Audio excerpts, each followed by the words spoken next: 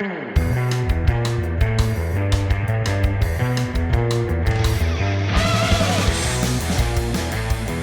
going on? I am Nando.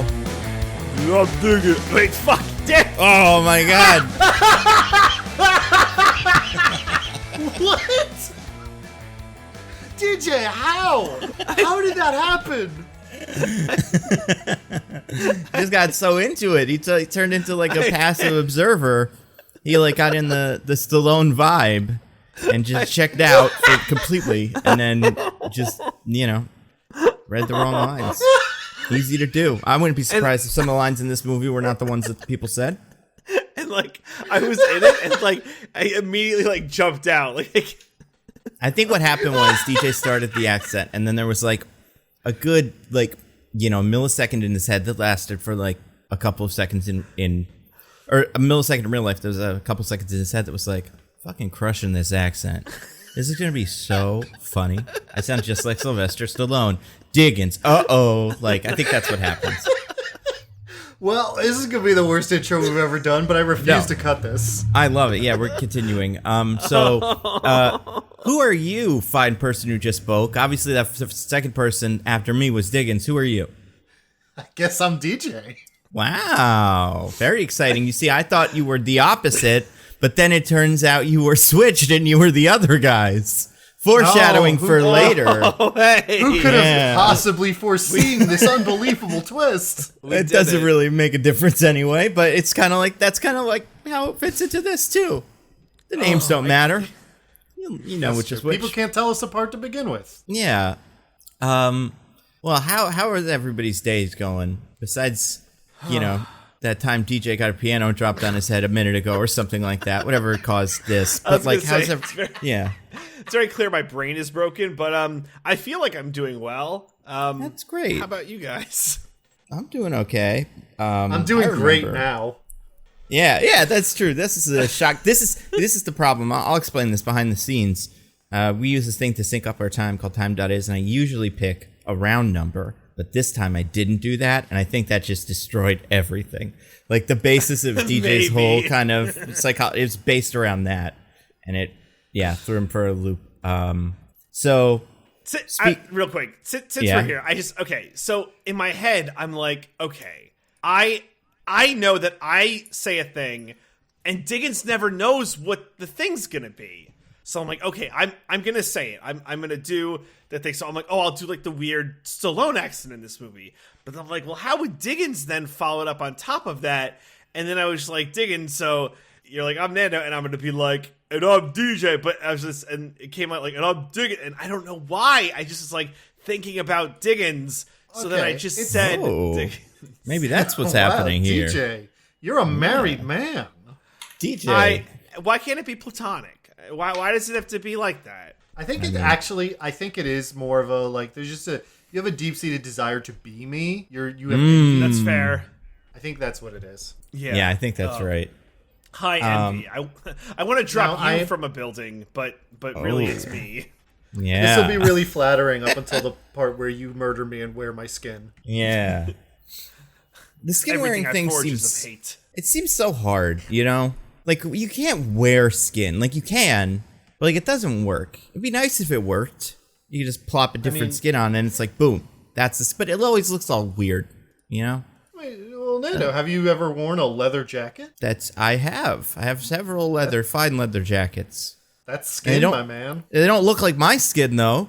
And that's not the purpose of the jacket. It's not like I have an extra face on for warmth. It's an extra face to trick people into thinking I'm the guy that I cut the face off. I'm just saying, as far as the thing that serial killers do, I understand why they do it, but it never gets the desired effect. And it's a shame. I think you could 3D print a better skin.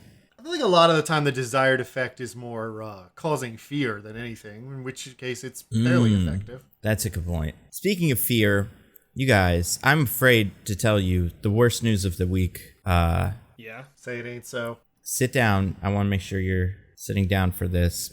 Okay. You guys remember how the balance of power in the DC universe is about to change forever? Yeah, and by that, they don't mean they're going to fire most of the cast members and stuff. It's something to do with one of the movies or something. Right. It's all I think about every day. Well, that was the extent of what this year's fandom was going to be. So they canceled it. There's going to be The Rock coming in and chanting that for like 2 hours. I would have been fine if they did that for 8 hours.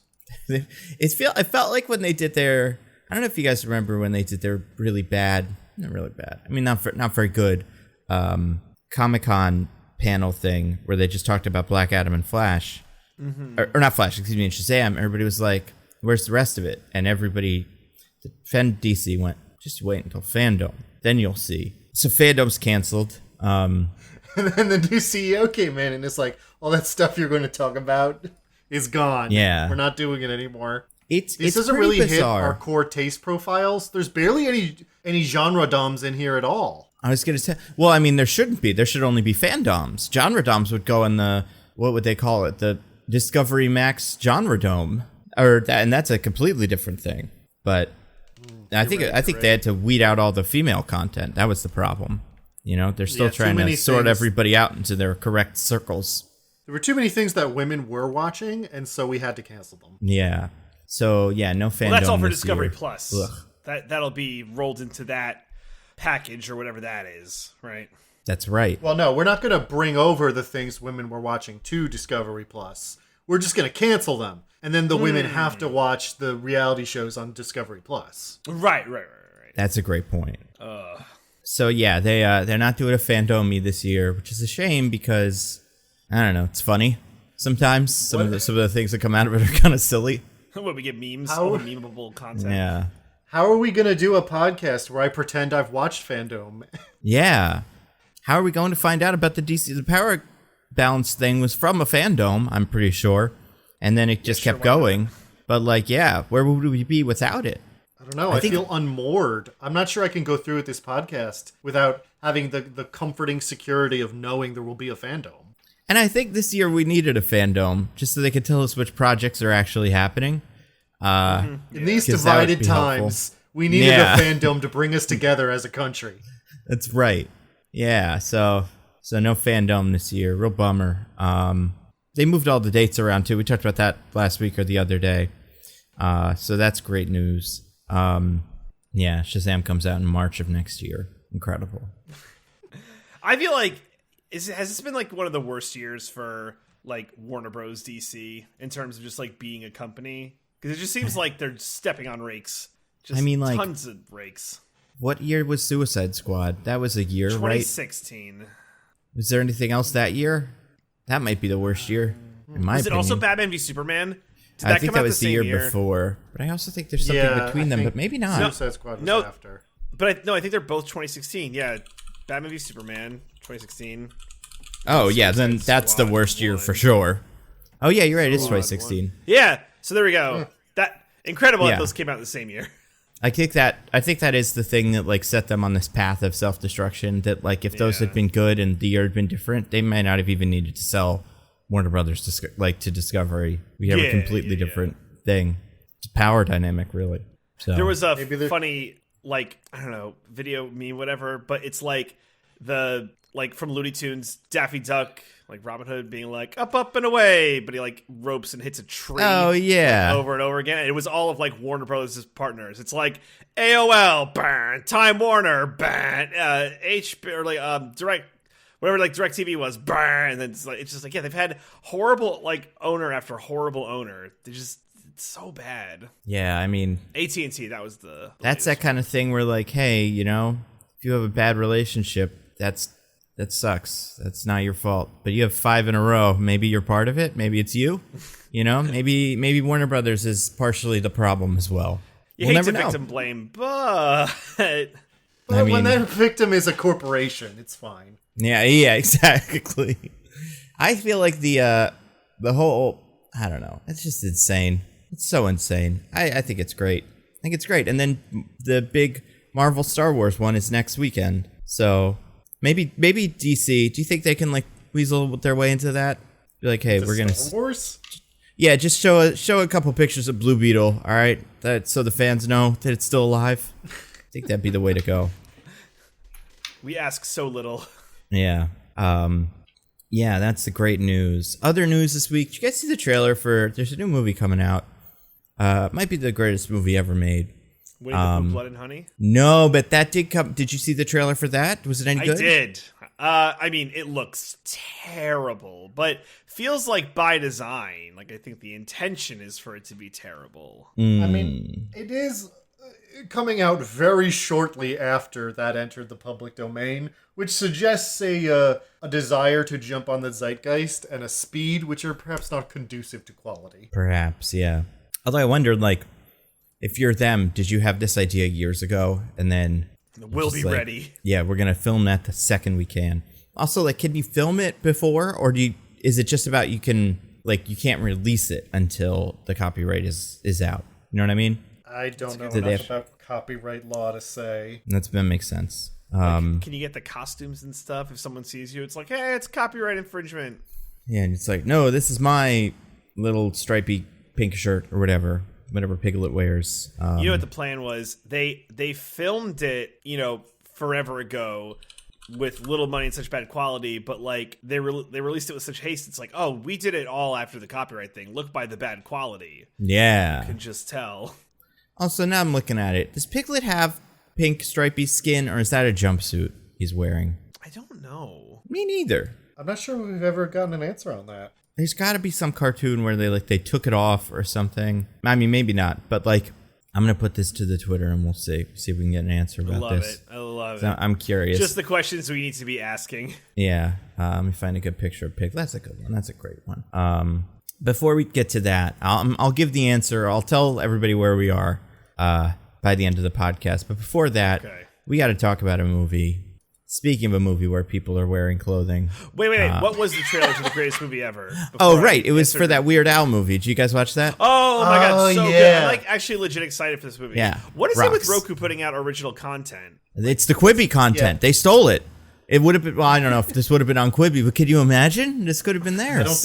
I don't think this movie would have been on Quibi. I think this is their first original thing that they're rolling out to try to get the Roku channel started, which is my one apprehension about this movie. The trailer was incredible. Great idea to make a Weird Al biopic that's a Walk Hard style parody of musical biopics. Mm-hmm. But I'm worried that it will make Roku channel successful enough that they make a real effort at making it a thing, and then we're just all worse off. That's true. Like, they're investing a lot into original content. They're doing like a Great British Bake Off spinoff on the Roku channel. They're doing like a Great American Bake Off. Oh. I feel like that cuts out 90% of the reason people like that show. I mean, that's fair. But, I don't know, go for it, I guess. Yeah, I mean, that is... I didn't even think about that this is on the Roku channel, except for, like, and then they're going to use this to launch a bunch of bad stuff, but take one good thing. Do you have to pay for the Roku channel, or is it free? It's free for Roku. Yeah, not yet. Well, will they eventually do the Apple TV thing where, like, it's a thing you can get. You don't need an Apple TV to have it, Yeah, that's true. When you buy a Roku phone, you just get, like, 6 years of it for free. That's how Apple does it. It just feels out of nowhere for them to be Apple like, yeah, TV we'll get Plus into the content game. Has run out. Oh, no. Just Probably when they're about to release their best thing. Yeah. What do they got coming up? They probably got a lot of great stuff because they're general pretty solid. I don't know. The morning show, season whatever. 3. Blackbird. You guys watch Blackbird? Taron Egerton is in jail against his will. I mean, they're all against their will. But like as he's wrongly convicted or something. I don't know. The show where Jason Momoa is blind. That show. That one's coming back. Oh my God. I forgot about that. Sexy Emily Dickinson. That one's probably coming back. I remember that. That one's pretty good. Yeah, there's all kinds of great stuff. I mean, it's probably not great, but it's you know what, they have some of the best stuff. Speaking of streaming services online with stuff that is somewhere between the best and the worst. So yep. We got to talk about Amazon Prime Video's new movie of the week. Yeah. Is it just called Samaritan or is it The Samaritan? Can't remember. It's Samaritan. Because of course. No the. It's cleaner. No good. Yeah. So we got to talk about Samaritan. Why did we pick this movie, DJ? It came out. I'm not blaming it on you. I'm just curious. Yeah. It came out this past Friday, and I don't know. We try and stay on the pulse, right? That's true. We've been. It was a movie DJ could watch at home. I've been on this forever. I want to do Day Shift. I don't know why we haven't done Day Shift yet, but that's what I want to do. But because you want it too bad. Now it's funnier if we don't do it. We'll have to win the wins pool or whatever. Yeah.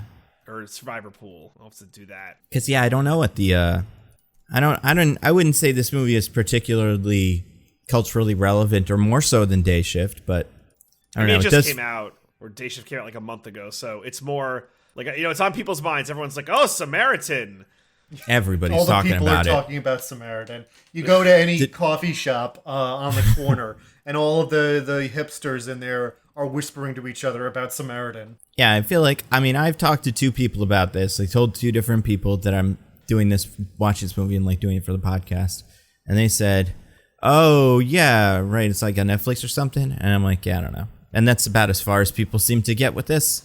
But I think part of it has to do with the fact that, the word of mouth is going to spread like wildfire.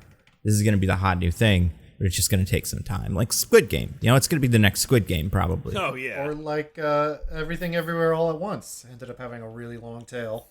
That's right. Because of how good it was. Exactly. I don't mean to be morbid, but like Sylvester Stallone's kind of an old guy. You don't mean to be Morbius? I don't mean to be Morbius. You don't mean to morb.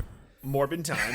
But like if Sylvester Stallone were to pass away in the recent future, this movie could totally catch fire, because regardless, it might be his last performance, but like if it was his last performance and it like, oh my god, this movie just came out, blah blah blah, like maybe it would have like a really weird late resurgence.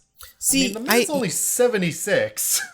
That's old, man. But it's not that old for a rich person. People are acting well into their 90s. It's true. Also, I feel like we've gotten a lot of those, celebrity last projects. Unless the last thing they do is actually good, I don't think it really gets you that much extra, oomph, Right. Chadwick had the Ma Rainey movie. People seem to think that was pretty good. So, that was helpful. But, I remembered, when Robin Williams died, they had, 3 movies in the can that were going to come out, and none of them were any good, and nobody ever watched them. But also... Yeah. My boy Sly has 3 movies in post-production. One seems to be a TV series, actually, so forget about that. Where he plays a character named Dwight the General Manfredi. So this might actually be incredible. Maybe not, though. He's doing an Expendables 4. He's going to play Barney Ross, his main guy from that. Yeah, and that's in post-production. And then he's, I guess, got at least a cameo in Guardians 3, where he was in the first one. So, right. More of that. That's true. Yeah. And he was in Suicide Squad earlier this year, or last year, very recently. So we can all just pretend that was his last movie, right? That's fine for me. I can keep my mouth shut about this. We'll delete this episode maybe and just put the Suicide Squad episode up. They re-released it. Because we got to talk about this movie, Samaritan. DJ, your IMDb's man, or no? Diggins is. Yeah, it's Diggins. Yeah, you. We got to do the IMDb B as in spelling bee. Yeah. So as you all know, because I tell you this every week, or somebody does at least, at imdb.com headquarters, there is a pool. I say a pool, but it's not like a swimming pool. It's like a brass tub filled with a boiling liquid. And every week they throw an intern into there. Ritualistically, and hear their screams as they're dissolved down to the bone. Then the bones are fished out of the tub and cast like dice, so that the IMDb.com diviners can use their methods of augury to determine what the gods say the IMDb summaries for the movies that came out that week are. And so I have that intern boned summary for Samaritan in front of me right here. It's not a very long one. It's pretty short. Okay. And it's fine. It's fine. So that's my hint to you. It's fine. Okay. So I believe, Nando, you lost last week, so it is your decision whether you go first or second. I will choose to defer to DJ. Oh boy. I will punt. Okay. All right. After being presumed dead for over 2 decades, a young boy discovers the Samaritan, a crime-fighting hero who will once again decide the fate of Granite City. All right. Okay. Nando, your rebuttal? Yeah, mine's something kind of similar. It's a young boy discovers that a garbage man neighbor is the. So I'll say I'm gonna take that back because I changed one of the tenses of one of the verbs. A young boy discovers that a garbage man neighbor is the long missing, presumed dead superhero Samaritan. Oh, this is really tough. Not because we both did so bad. Not because of the usual reason that you both did so bad. You both did kind of good. All right. Wow, look at us us. Wow, I feel great. Yeah, this is tough because Nando, I think you got the structure generally better, but DJ did mention some details that you didn't. I mean, we can tiebreaker it, but I can't imagine what the tiebreakering will be. Yeah, let me look through this IMDb page, see if I can find anything good for a tie-breaking type stuff. Yeah, it's a tough one to tie-break because the movie is not based off of anything or there has no history. It's just kind of showed up one day and everyone went, I guess this is something, and they made it. Maybe it does have history. Maybe it is, because it does feel like it could be like Hancock, where it's been in development hell for like 30 years. Yeah, like was this movie COVIDed? Yeah, and Sly finally got his hands on it. Maybe that's why they all wear masks, because they wanted to film it during COVID. All right, I have one. At one point, we see an arcade game in the background of Cyrus's like warehouse hideout. I kind of remember. Do either of you remember what that arcade game was? Is it a real arcade game, like one that exists in our world? Yes. Okay. All right. Yeah. First, right? Go for it. Was it Battletoads? Nope. I'm gonna say Double Dragon. Nope. I'm stuck on Battlegrounds. Nope. How about like, I don't know, Street Fighter? Nope. One more guess each, and then I'll give you a hint. Oh, okay. Fuck me. I'll say Space Invaders. I'm going like real basic. Nope. I'm gonna say Donkey Kong.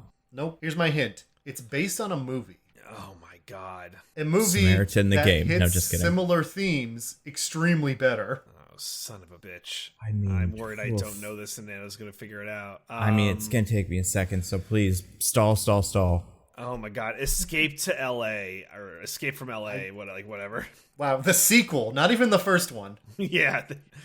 Very common. No. Similar themes, but better. So like... But like way, way better. Right. So like, let's say like, I mean, themes, what are the themes of this? Like secret, superhero.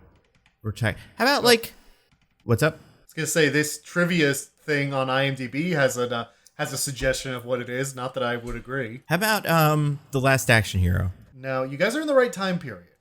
I mean, Terminator. No. It's not a bad guess. He is kind of a Terminator type figure. Okay, so let's say themes. Terminator's the best guess so far. Yeah, let's look at like anarchy and like a city gone. RoboCop. I got one. How about The Running Man? They ever make a game of that? Okay, so DJ took 2 guesses in a row, but Nando, you got a guess in there that wasn't right, so I'm gonna give it to DJ. It is RoboCop. Ah, damn! Yay! God damn, that makes sense. RoboCop is... I mean, I feel like we were going Family Feud rules by that point. It's like race to the finish line. Yeah, I feel like... well, you would think that because like Cyrus and Nemesis, you believe in anarchy and destruction instead of law and order and protecting our good boys in blue. It's the only way to go. I feel like all I'm doing at this point, by the way, with the IMDb game, just as a quick aside, is I'm just playing spoiler to allow like one of you guys to win, because I don't think I can win on the year. Like I'm out of it. So all I do now is play spoiler. I feel like my year has been destroyed in the last month. Like I've gone on the coldest streak I've ever been in. I don't know. We'll have to wait till Roger pulls up the stats to know. Yeah. So what is the real summary? We certainly don't pay attention. The real summary, or the real bone-casted summary, is a young boy learns that a superhero who is thought to have gone missing after an epic battle 20 years ago may in fact still be around. Now, DJ, has controversially been a sticking point before. You did say a different time period than the summary. However, I'm pretty sure you're correct and the summary is wrong. So I'm not holding that against you. In the movie, they say 25? Yeah, it's 25 years ago. It is not 20 years ago. That's Okay, why great. I did not hold that against you. Thank you. Interesting. Fuck this movie. No. Respect this movie, like the boys in blue. Well, before, DJ, you get to describe your feelings on this movie, we do get to hear a wonderful recap of all of its many twists and turns from our own Nando. Okay, all right. So the Samaritan starts with, I want to say it starts with like the flashback that kind of explains what's going on, maybe. With like, there used to be a guy named Samaritan, and he was some sort of vague kind of superhero, maybe. Like, he's pretty strong, and that's about it. And he dresses like, you know, any random guy like in these movies. He's a very generic little outfit with a mask, very important. And he had, I think, is it supposed to be a brother named Nemesis? Yeah, twin brother. They're twins. Twin brother, who also has superpowers. Again, never explained where they got him. And they both died in a fight one day. Nemesis killed Samaritan.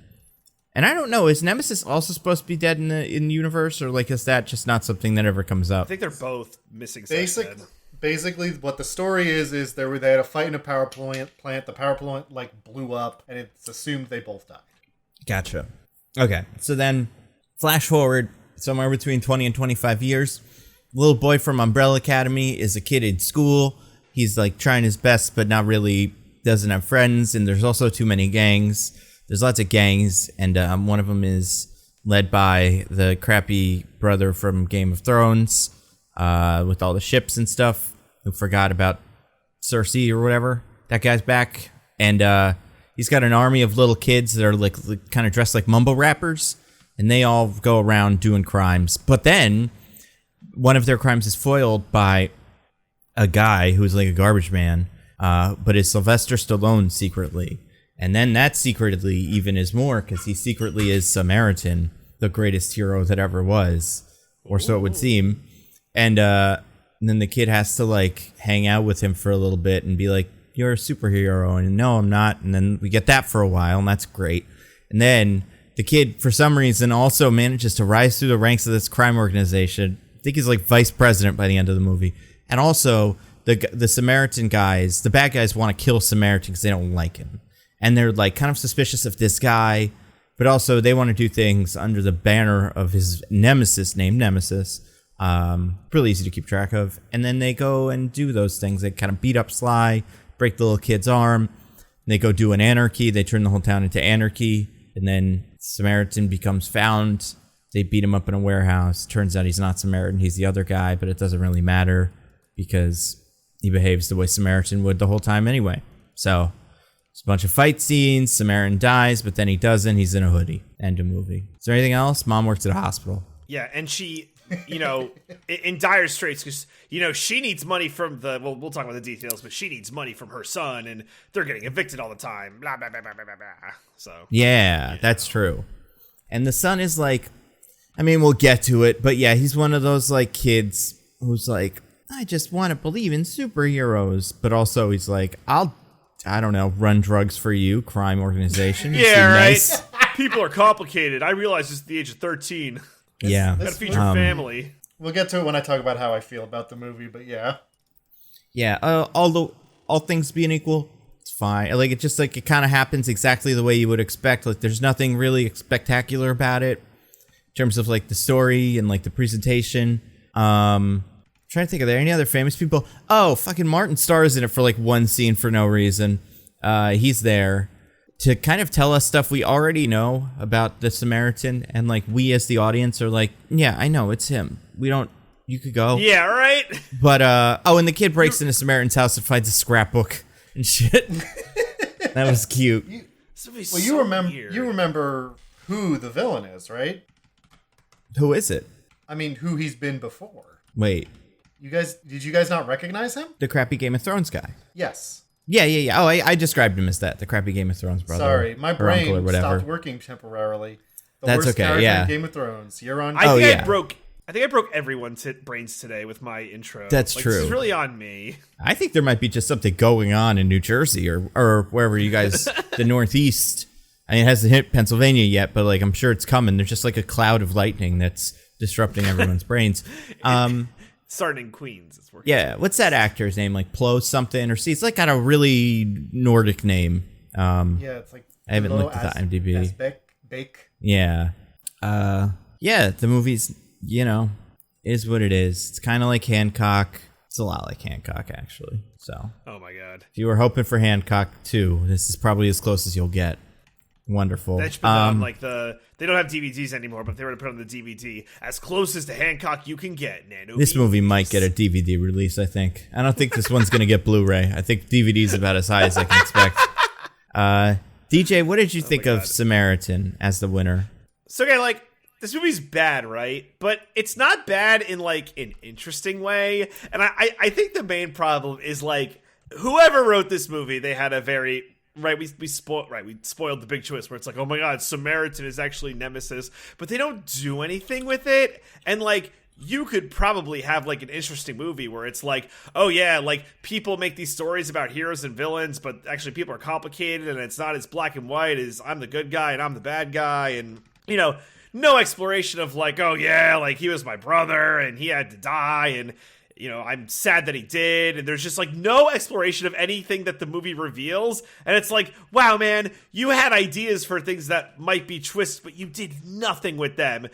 You made this not alternate universe, but Granite City is this weirdly dystopian place where everyone's poor and unemployment's this and blah blah blah, but you're not saying anything about it, and how oh, maybe superheroes play into that with how people just rely on having their problems solved by others, and it's just if you don't rely on people who are in power or hold the relative party responsible, then bad things are going to happen. But nope, none of that. Just a weird, dumb, barely action movie that has fight scenes but doesn't, again, explore hey, why is the normal person able to fight the fucking superhero with no problem? It's just stuff happens and then it doesn't. It's very frustrating that way because you can see the good movie that might have been here, but at some point people are I don't want to have to do all that work. That's stupid.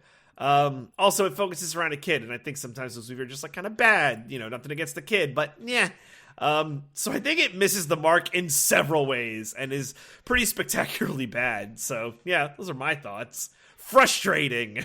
Also, I just want to interrupt before I forget this. We do have confirmation. It's a jumpsuit. I found a picture of Piglet having laid a bunch of them on a drying rack kind of line thing. Okay. Yeah, although some people have said extremely important. Someone suggested it is the sacred flesh, which I think is a great way to describe that. Some people call it old-timey swimsuit, which I actually think makes sense. And then what was the other? Someone said headcanon is he's an armadillo. Love that. Nice. And then, he's a stuffed toy. It's all fabric, so fabric. And I think that's also correct. And someone else said, this was from Nick Kowal, grill marks on his skin because he's a hot dog. That is the answer. Just pre-hot dog Piglet. Oh, anyway. Love the idea that a pig would come with grill marks. It's that's going to be a good hot dog one. Yeah, oh my god, he's just asking for it. Yeah. Just put the apple in his mouth right now. Is this a trap? Yeah. Diggins, what did you think of this movie? I agree a lot with what DJ said there, where it's the movie starts, and I was man, I'm gonna have such a good time talking about its weird politics. And then they don't even commit to that. It's they set up this whole the main villain is Antifa, and the hero is a cop man, and we gotta clean up the streets. Look at all this crime. The crime's gotta be punched. And then they don't really follow through on that, but not in a way where they really complicate it or challenge that idea. They just kind of drop it. So yeah, it ends up being really uninteresting because it's just kind of not doing anything. And the twist, whoa, guys, there's a twist in this movie that's already been described, is so obvious because there's nothing else going on with the character. Like, it's a classic thing.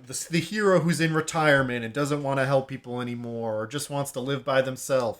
And usually there's some reason they feel that way. And they would express that reason, perhaps to the young child who is helping them to realize that they need to be out there. But every time the young child asks, he's just like, don't worry about it. Like, I just don't want to. Mumble.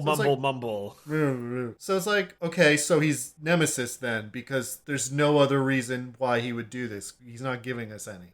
All he had to do was say, like, after I killed my brother and it really messed me up and I don't want to be a hero anymore. And I would have been like, that's something. Yeah.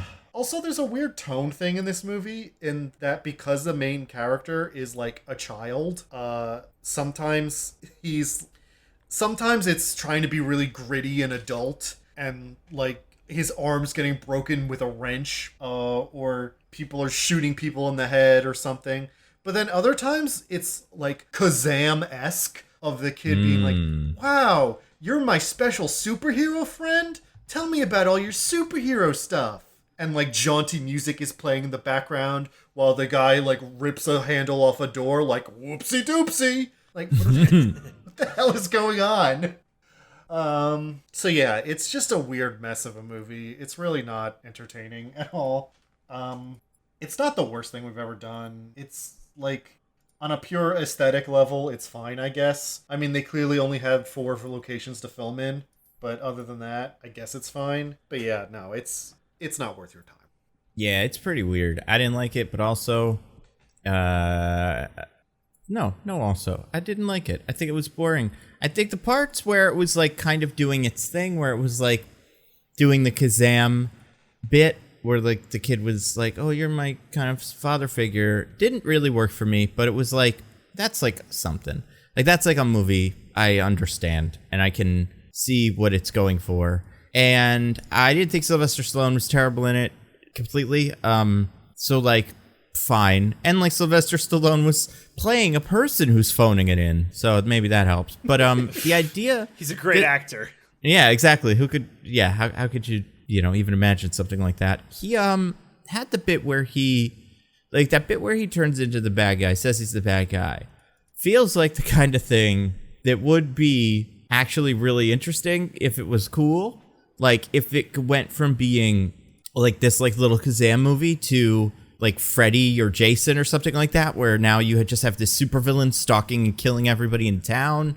Like, it felt like it almost could have been, like Brightburn or something like that, where the tone shifts dramatically, and it is, like, this kid's fault for releasing the Demon Man on the streets of Granite City, and now the Antifas are the heroes now, like, they have to kill him. But yeah, the movie just doesn't have that. It's also just like, I would say there's a couple of these that exist, although not as many now. But like Hancock was the big one, where they were just like, we're going to make a superhero. And it was like, okay, what's his deal? Like a superhero. Yeah, is that not enough anymore? Do we have to give him any personality or anything interesting power-wise or just anything for people to latch onto? Because... I think we could all go home. He's a superhero. He wears a hat and he does something.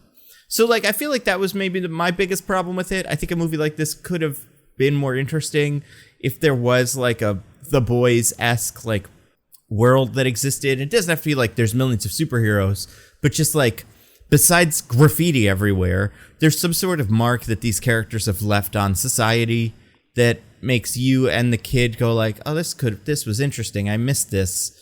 Like, but yeah, instead there's just nothing. So yeah, did not care for it. Yeah, but we did watch it, We certainly did. Hell yeah, we did. And we're all... you know what else we did, Nando? What else? We made a wheel about it. We did. There's 10 things on the wheel. There's 11, but I feel like 2 of them are going to end up being the same thing, or they're going to get talked about in other stuff, so... That's just safety. I will remove that one when it becomes irrelevant. But yeah, we have a wheel of things because there are some really weird things about this movie. So I want to spin the wheel. Tick, tick, tick, tick, tick. Landed on one of mine. This is a good place to start. I just like the idea of the Good Samaritan in general. Get rid of that one, right? We don't need that anymore as a parable that we teach children. Yeah, the Samaritans have been gone for centuries. thousands of years even. That, and on top of the fact that it's just like, the Good Samaritan, as far as I understand it, is about a guy who's beat up or something and like left on the streets, and he's like, Samaritans aren't even gonna help me because they fucking suck. And then a Samaritan comes and helps him, and he's like, you're the Good Samaritan, like a credit to your people. I thought all of you were bad, but one of you is cool. And like, that seems like a weird lesson to teach kids. And only, like, I don't think it really is bad, except for the title of the whole thing is The Good Samaritan. Which, just pick a race and throw that race in there instead of Samaritan, and you'll see why it doesn't work. But yeah, so weird. I don't know. It's a weird story. Yeah, I get that. Like, yeah. Also, I don't think it works as a name for him, because like Samaritan. I mean, maybe he's of Samaritan descent. Maybe. Oh my gosh. I also figure the idea of a Samaritan is like as it's presented in that thing is more of a like nice little Boy Scout helping old ladies across the street and getting cats out of trees, and maybe that's all this guy did. And the brother showed up and he was like, I'm Nemesis, and he was like, I don't think you understand what the whole you're elevating this to a level where it's not fun anymore. But it's yeah, it's really not clear what either of them did. I mean, I guess Nemesis just like blew up power plants and stuff, which sure, okay. But like, what? It's not like he had other villains or there were other superpower people going around as far as we know. They're the only two that ever get mentioned in the movie. So what, and any other one would be more interesting than them. Like, you would never give a shit about these two if there was an alternative. So they must have been the only ones. So is he just like going around punching carjackers in the chest and like making their necks snap from the force? Because he's way stronger than a normal person, and if the only people around are normal people, then like he probably killed a bunch of dudes. Yeah, I think that's right. I think that's what he did. So like Guardian would have been a better name, right? What did you say? Guardian would have been a better name, right, than Samaritan? Because that's like what he's going for. I do think we've done enough of these fucking generic superhero knockoff movies that we've gone through all the names. So I'm pretty sure Guardian is from something else, but I can't remember what. Besides also just being a character in, Invincible? Well, yeah, but also Guardian is like a guy in DC Comics who has a shield and is pretty much a cop. So he's, But yeah, I feel like Invincible has...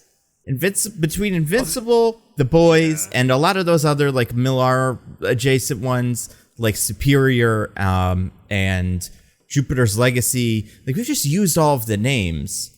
Right. There's no more names, guys. We gotta stop naming things. Yeah, well, now that Winnie the Pooh is back in the public domain, we got a couple others. He could be the Pooh. But yeah, because of the public domain, this guy would just be the Superman, but he can't be anymore. Although I feel like if a guy showed up in one of these and he was like, I'm the Superman, you would be like, oh, he's a Nazi or something. That's what he's going for. You really got grandfathered in by being the first one. But I never thought about that, but you're completely right. Yeah, like it's a bad guy name. And yeah, Nemesis just blew up power plants, like you're saying. And like, did he have like followers? I guess. Although actually, now that I'm thinking about it, later, like in the movie, he's always like, when people are like, Nemesis was doing this, he's like, no, Nemesis was doing another thing. Ooh. Yeah. That's not what he did. I was like, well, what did he do then? Tell me what you did.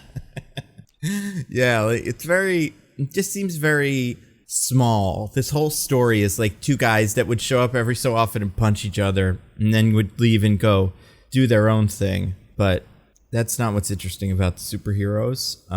So yeah, it's pretty dumb. I spun the wheel, landed on another one. This one's just called The Gram. You guys want to talk about the intro to this movie? Oh my god, the weird like intro that we can't film an actual intro, so we'll kind of do like a quasi-animated one and try and fool everybody.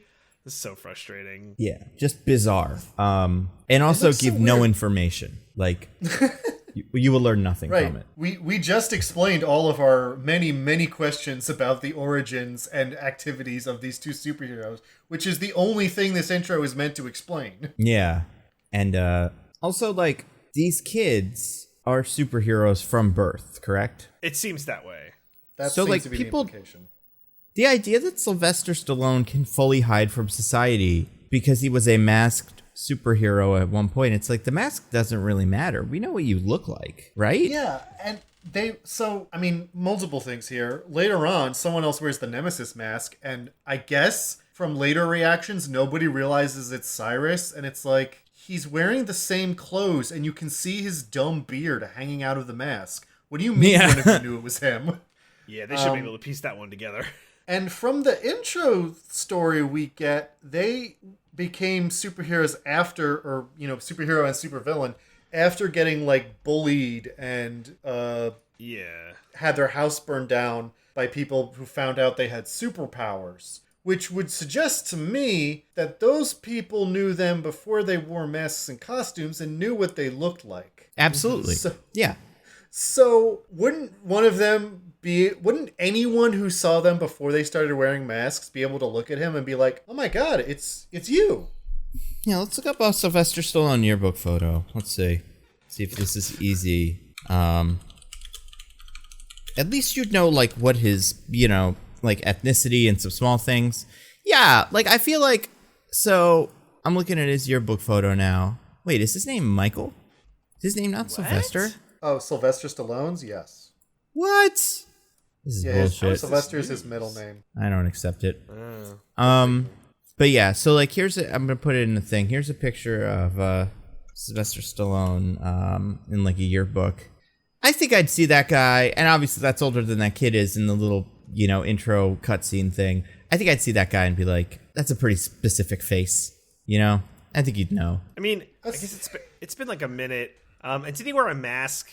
But I guess the kids. Well, right? but not as a kid. Yeah, I'm saying like if they used to not wear masks, and they were apparently the only superpowered people in the world. So I imagine their image got out everywhere. Yeah, it's fair. And also, like, there would have been... So, like, now this is tricky because you don't know what he looks like now.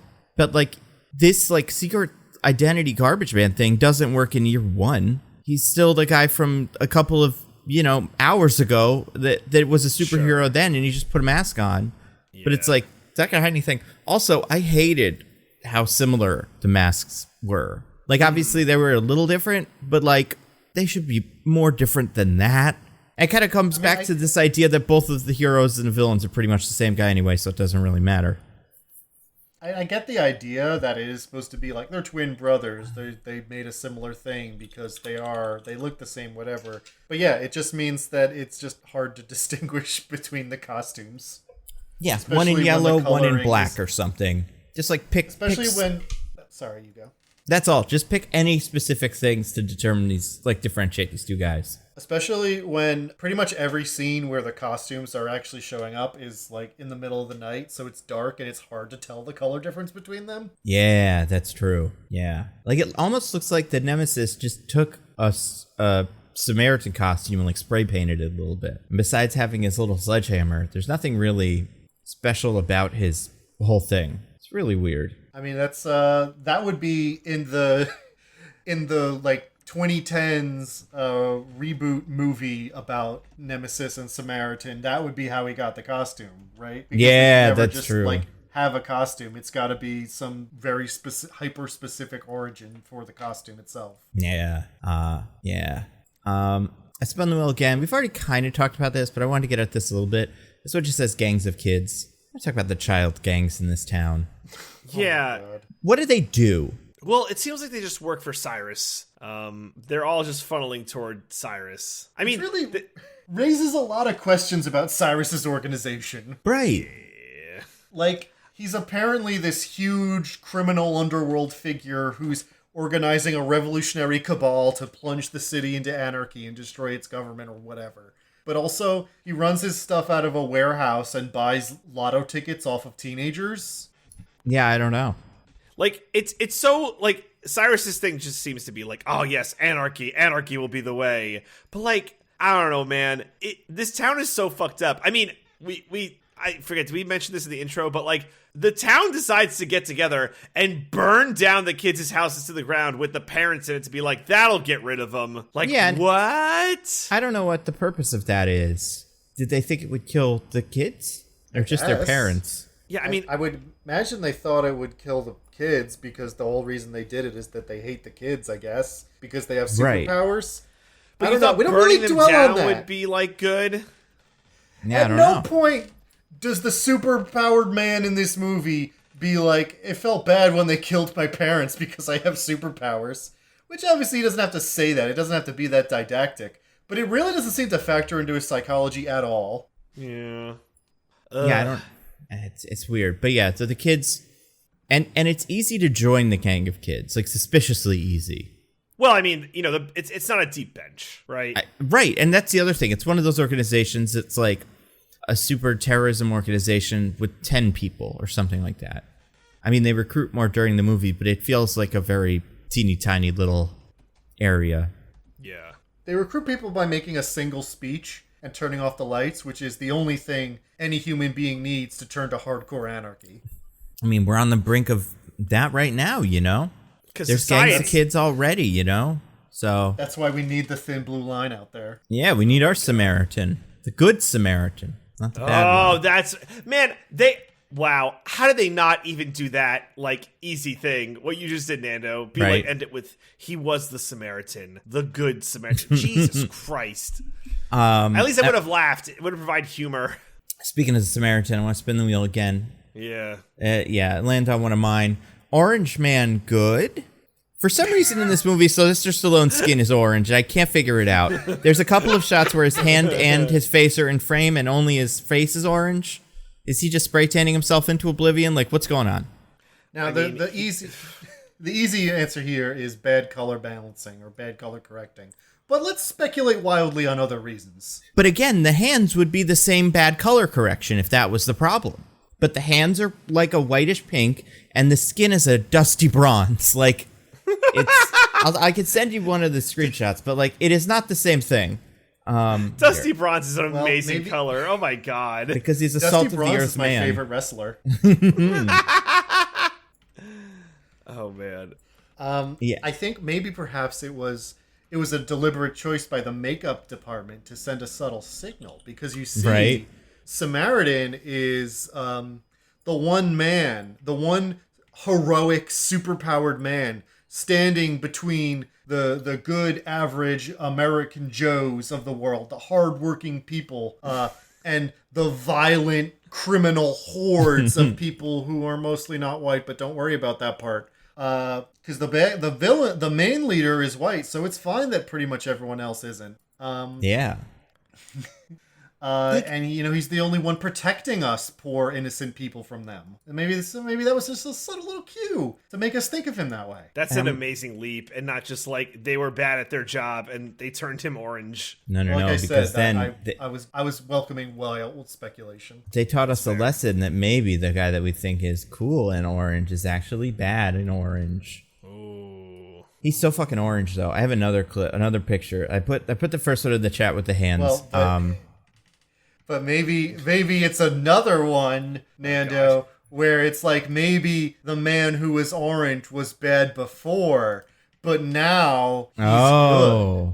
I love these leaps you're making. That's a great point. They're fantastic leaps, literally. Fantastical.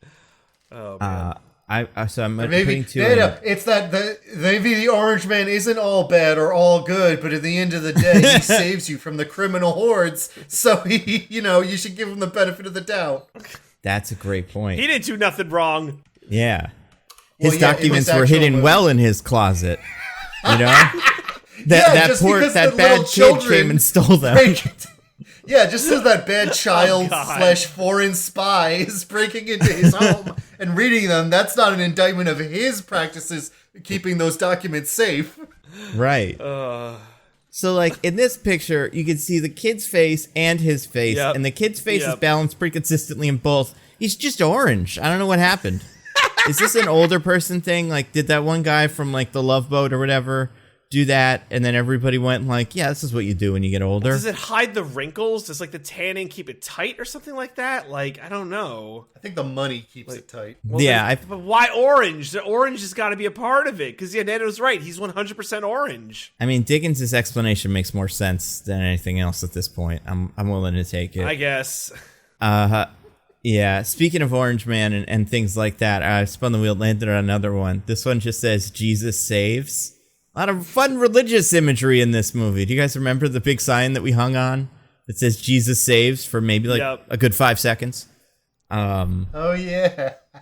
Yeah, I wish Jesus had a nemesis that was like just like Jesus but bad, going around knocking over things. Dark Yeah. Jesus. Why didn't he have a dark Jesus? That would be so much cooler. Because this movie feels like it's very into, obviously because the Samaritan thing, it's very into biblical stuff. It isn't like the nemesis a word they use to describe the devil in the dictionary a lot, because they don't use the word devil that much.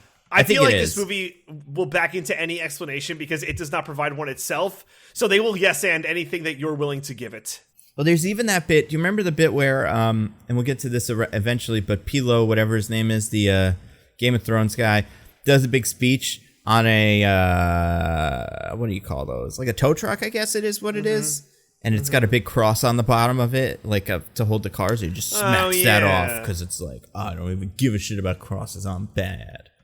It's got a very Zack Snyder, like, put a cross everywhere, otherwise people forget kind of energy. Well, you know why again, we're here, right? It's another symbol of, the good, innocent, hardworking people of America, who care about the real important things like Christianity and no other religion. Yes, exactly.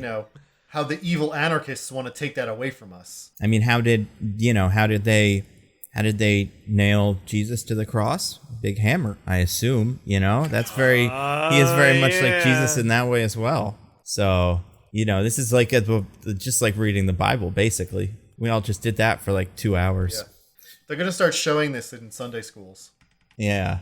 It's a weird it's a weird thing, but it comes up enough in the movie that I'm like, they really thought they were making a point with this. Like, that's what they thought they were doing. Adorable. Maybe it was just trying to be a Zack Snyder movie. Yeah, I mean, kind of. It's got very similar themes. Well, okay. Well, there were two people working on this movie.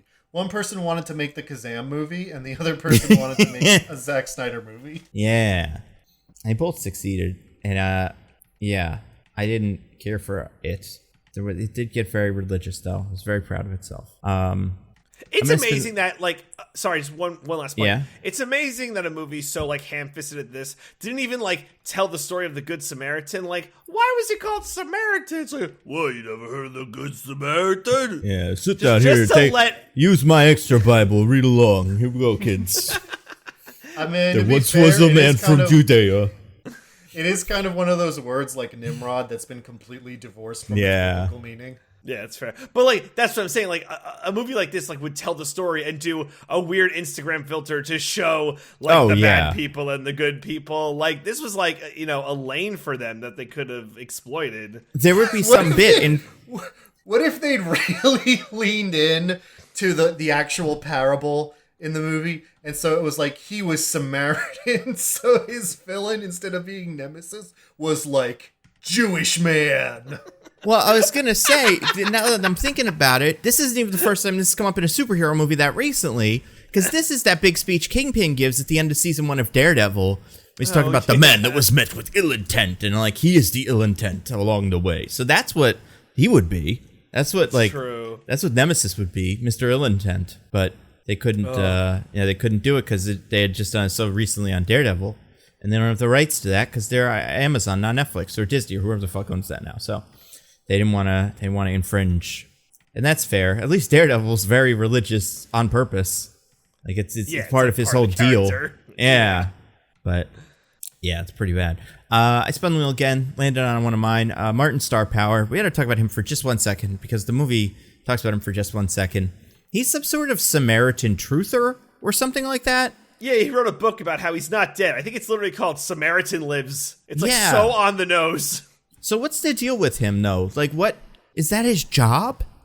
Well, his job is like a bookstore owner. I was gonna say, it seems like he works. I'm not even sure he owns it. He might just work at the bookstore, hawking his own books like a fool. Insider trading of books, and that's like. And in fact, there's that whole hilarious joke about how nobody buys his book because it's all just sitting on the shelves. Right, and I guess who has time to read? And this kid has read the book, I assume. Hardworking average Americans, that's for sure. Well, no, he said he didn't read the book because he can't afford it or whatever. He didn't even say that. He child. He did not make any plea to money. He was just like, "Yeah, I read your book," and then he was like, "Obviously, you're lying to me." And then he pulled out a tenner, like, yeah, I'll buy your book if you let me tell you about this man who's definitely Samaritan.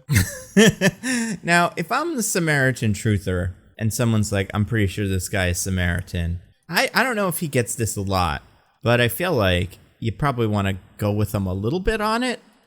He outright just tells this kid, like, he's definitely not Samaritan. It's like, why not? You must have pictures of Samaritan. Just go with it. Like a boy cried wolf deal is what it seems. Yeah, in his defense, they do establish that the kid has come to him several times now, thinking random people in his life were actually Samaritan. True. Like the janitor from Good Will Hunting. I think Samaritan. The point where he brings out the like crushed knife and is like, I watched an old man crush this in his bare hands. I'd be like, all right, I could like go see him, I guess. I love the follow-up, though. You sure the knife wasn't like that already? We do live in Granite City, the poorest place ever. Yeah. No way a knife could be like a regular knife. People are crushing knives left and right in Granite City for kicks. They love it. Like crime, they love crushing knives. Cyrus's crew is out there selling like tinfoil knives to people that just crumble up as soon as you try to use them. So like he's like, well, that's just one of Cyrus's tinfoil knives, obviously. What a piece of shit. Nobody likes him. The journalist or Cyrus?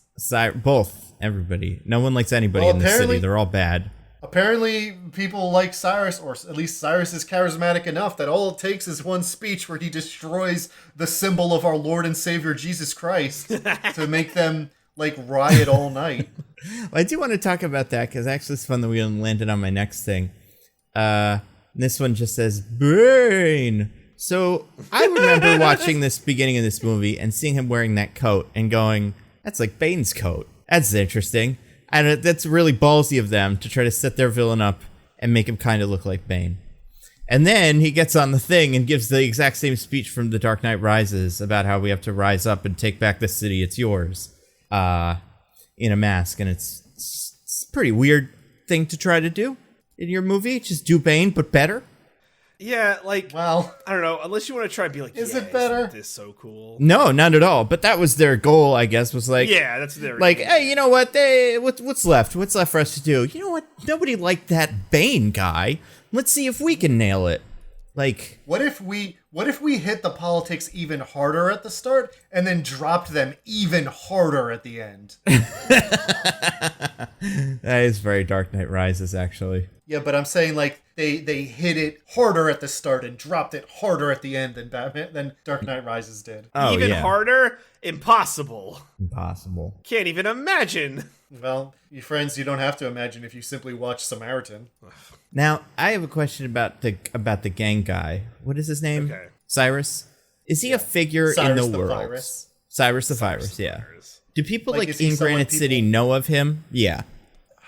If you're part of the CD underbelly, maybe? Like, it's not like on the news as like everybody watch out for him. I don't think so. I mean, the only people we see talk about him who aren't like people who already know him is the kid at the beginning when the other kid is like, we're going to go sell these to Cyrus. And he's like, I thought Cyrus was bad news. So kids know about him?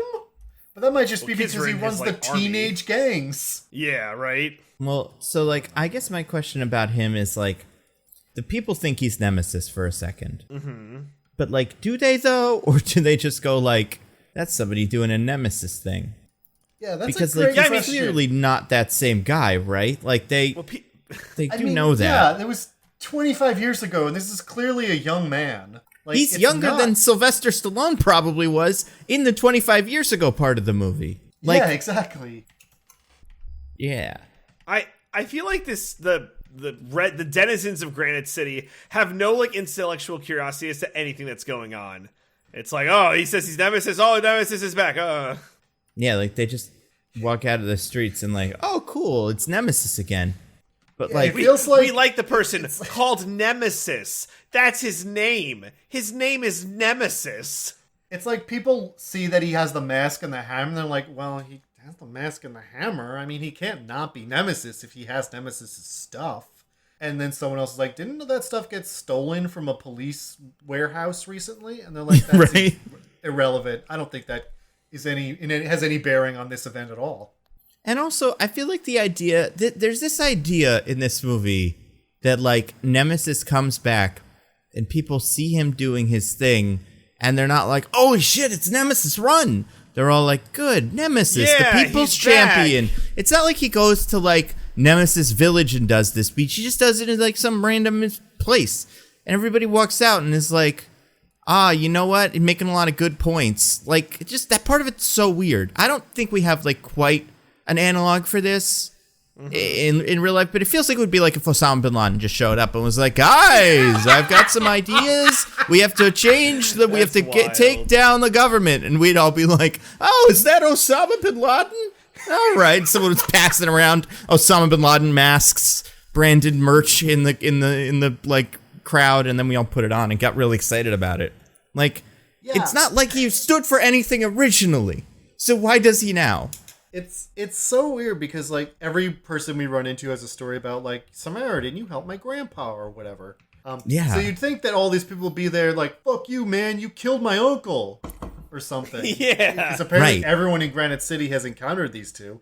But yeah, it's just like there's two possibilities here. Either we've been totally lied to about what Nemesis was like, and he actually was kind of, you know, a guy fighting the police and the government to protect the vulnerable, and now he's just been smeared since then because, you know, he fought cops. Yeah. Or that society is full of sheeple who can't think for themselves. Any charismatic anarchists can convince them to riot, and that's why we need the thin blue line to keep those people locked up where they should be.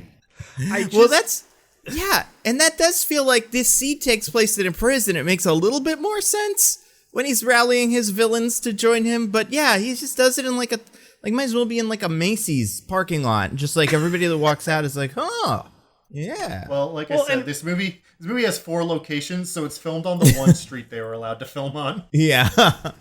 It's just bizarre to me because we have no clarity onto like what the correct story is, right? And that could have been a cool theme. It's like, oh yeah, the person who like fought cops was perceived to be the bad person, but like vigilantism will make everyone freak out. But it's like, no, we just have like different accounts as to what happened, or no accounts in some instances, and we just have to like piece together what it probably was. It's so frustrating. Or another idea I just had. Also, the mask is too small for his face, and it looks weird when he opens his mouth. Because I have the scene going in the background. Yo, okay, so this scene cuts. Now, this is not what I was thinking about, but just like, so, like, this isn't what I was going to say, but that scene where he gives his little speech cuts immediately to Sylvester Stallone's bad dream, and like memory, but whatever. Then you see Sylvester Stallone in bed from a very low angle, so you really can only see his face. And I swear to God, I was like, is that Giancarlo Esposito? That's how dark he is in this movie. Like, it's just his face. It's so weird. I don't get it. And his hands are in the frame as well. Like, we can see your hands, Sylvester. Why are you so fixated on this? It's so weird. It just looks so strange. What if Gustavo Fring just showed up in the middle of this movie? Like, it would make sense to me. It's just such a weird look for this actor who I've seen in movies before. If this is his first movie, I'd be like, yeah, I guess that's what guy looks like. But it's, you know, his billionth. But I was gonna say, the whole thing works a little bit better if like Pilu is pretending to be Samaritan or something like that and trying to start a riot and like use that thing. Because then it's fun when Samaritan comes back to beat him up, and then it turns out he's not Samaritan. And it's like, oh shit, we do get this Samaritan Nemesis fight.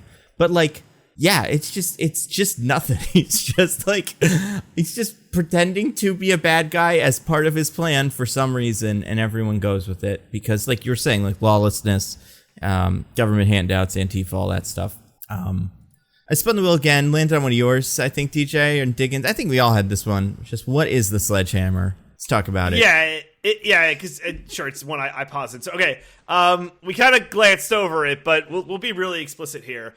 At the beginning of the movie, we are told that, I guess to turn the tide in the battle against Samaritan, Nemesis forges a hammer. And I'm paraphrasing here, but, you know, pretty close. Full of all of his hatred towards Samaritan. Yep. Like, that's what the hammer is made out of? Yep. And, like, we see him, like, pouring the mold into the thing with the fucking like, you know, heated steel and, you know, fucking pounded away with a hammer. And then that's like part of Nemesis' thing. Like his logo is like an N with a hammer. It's like, oh, he has a hammer. But Samaritan doesn't have like his thing. But like, it's not clear what this hammer does or is, because later when Cyrus gets it, it seemingly gives him the power to like defeat Samaritan or Nemesis, even though he's just a guy. And like, that's not how that should work. He's not Samaritan, he's Nemesis. Why would the hammer work against him? What's in the hammer? How do you forge a hammer? All the hate, DJ. I don't know if you heard the beginning, but like you're saying. But that should be in like Pokemon when you use the same element on a type. It should be like, yeah, not very effective, or absorbs. It should empower Nemesis. Right, DJ, it could turn him missing. evil again. The writers realized this halfway through the movie, and so that they inserted a quick line on the news about how the hammer is the only thing that could hurt Samaritan and Nemesis. Jesus No. Christ. Yeah, what did they do? That. Do you announce it? I've got this hammer and it can kill Samaritan and me. But mostly I'm going to use it to kill Samaritan. I think it was when they were doing the news report about Cyrus like doing the riots, where they're like, it seems he has the hammer, which is a weapon that is the only thing capable of hurting both Samaritan and Nemesis. It's It like, really- Why cool, is that thanks. a feature? It sounds I already like knew that he was Nemesis because, again, the twist is painfully obvious, but I was like, all right, thank you for making it more obvious, movie. Well, it sounds like something that would be in his like Wikipedia article, like in like the powers and weapons part of it is like he holds a hammer that can attack Nemesis and Samaritan. But it's also weird because, first of all, where did he get the hammer? Obviously, like he had to make it. Where did he get the hammer mold? That's not how those hammers are made. I don't think. Typically, no, you only cast the metal part, Right, which would be yeah. the head, unless the whole thing is made of metal. And like, all right, they're superheroes, so it wouldn't be that heavy, but why? Why? Well, that's the other thing. Yeah, it's a magic hammer, but like Thor's hammer, you know, is the other magic hammer. But like a normal human either can't wield it or can't do any damage with it.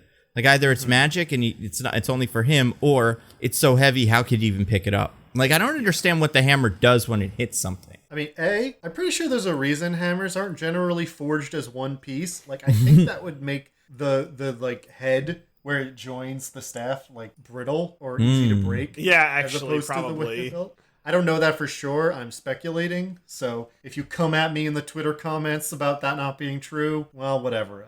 I'm speculating. Secondly, yeah, everyone talks about this hammer like it's literally magic. Like it's not. Yeah. It's not that there's some property of it being super heavy or whatever, or like that he made it with the one weakness they both have, and that's why it can hurt them. Everyone's just like, well, yeah, that's the hammer he put all his hate in, so it can hurt him. Like he's fucking Sauron forging the One Ring. Pretty much, yeah. He made 11 hammers for the men or whatever. And like, it's also weird because, and I know this is like a small thing, but like if it's your magic hammer, just be able to hold it all the time. You don't need a little strap for your hammer so you can carry it around like a little backpack. Just have it be something that's always in his hand, or a sheath. Those work. But yeah, it comes with this weird little strap, and since it's just a sledgehammer, it's not like really big. It's very long, but the hammer, like the head of the hammer is like the normal size for a sledgehammer, maybe a little bit bigger. So the strap is pretty large in comparison to the whole thing. It just ruins the frame of it. But yeah, I don't know. The hammer thing is weird. Yeah, and somehow it gives Cyrus the ability to later like go toe-to-toe with Nemesis, which doesn't make any sense. Well, it doesn't though. Because there's that bit where he catches it in his hand, and it's like, wait a second, I thought the whole thing was that you can't do that if you're either of them. Right. But he's like, oh, God. It's not like you're saying, like, this would make sense if the hammer only worked on Samaritan, and then Pilo gets this moment where he's about to fucking crack his head open, and then it just doesn't work, and he's like, well, yeah, I'm not Samaritan, and it's like, oh, shit, but it's not that. He catches it with full, like, just like, not like ease, but just like, yeah, I can do this. And it's like, no, you can't. And then it starts glowing red because it responds to his hate. Yeah. Oh, man, that would have been more fun if he were able to summon the hammer from far away, like right as he gets in that room, and they're like, quick, get the hammer. It just plunks over to his hand. I just want to know how he got his hate in there. That's all I want to know. I do too. How? I think at one point somebody says or implies that he mixed his blood in with the steel, and maybe the hate was in his blood cells. Well, it is like that is how you pass it along from, That's why you don't want to get anybody's blood on your hands. Why not? Yeah. A lot of people don't know this, but hate is an STI. Exactly. Oh, God. Mm-hmm. Now, wait a second. Now I'm wondering about it. So the hammer he puts all his hate in the hammer. Yeah. Why? Why not just punch with it? Or like, what punch with your benefit hate. Does the hammer have? Yeah, I guess the hate was in him before. It's actually hammer a very conductive metal for hate? It's a hate iron like blend. Okay. Like an alloy? Steel. Yeah. Yeah, it's an alloy. Yeah. Okay. So it just ends up being really strong. Also, on the topic of the sledgehammer, I don't think we've ever talked about this on the pod. Like, I don't think we've done this movie. You guys remember the 1997 Steel? Yes. Never seen it. He looks a lot like Steel, who also has like a sledgehammer, and like a big metal.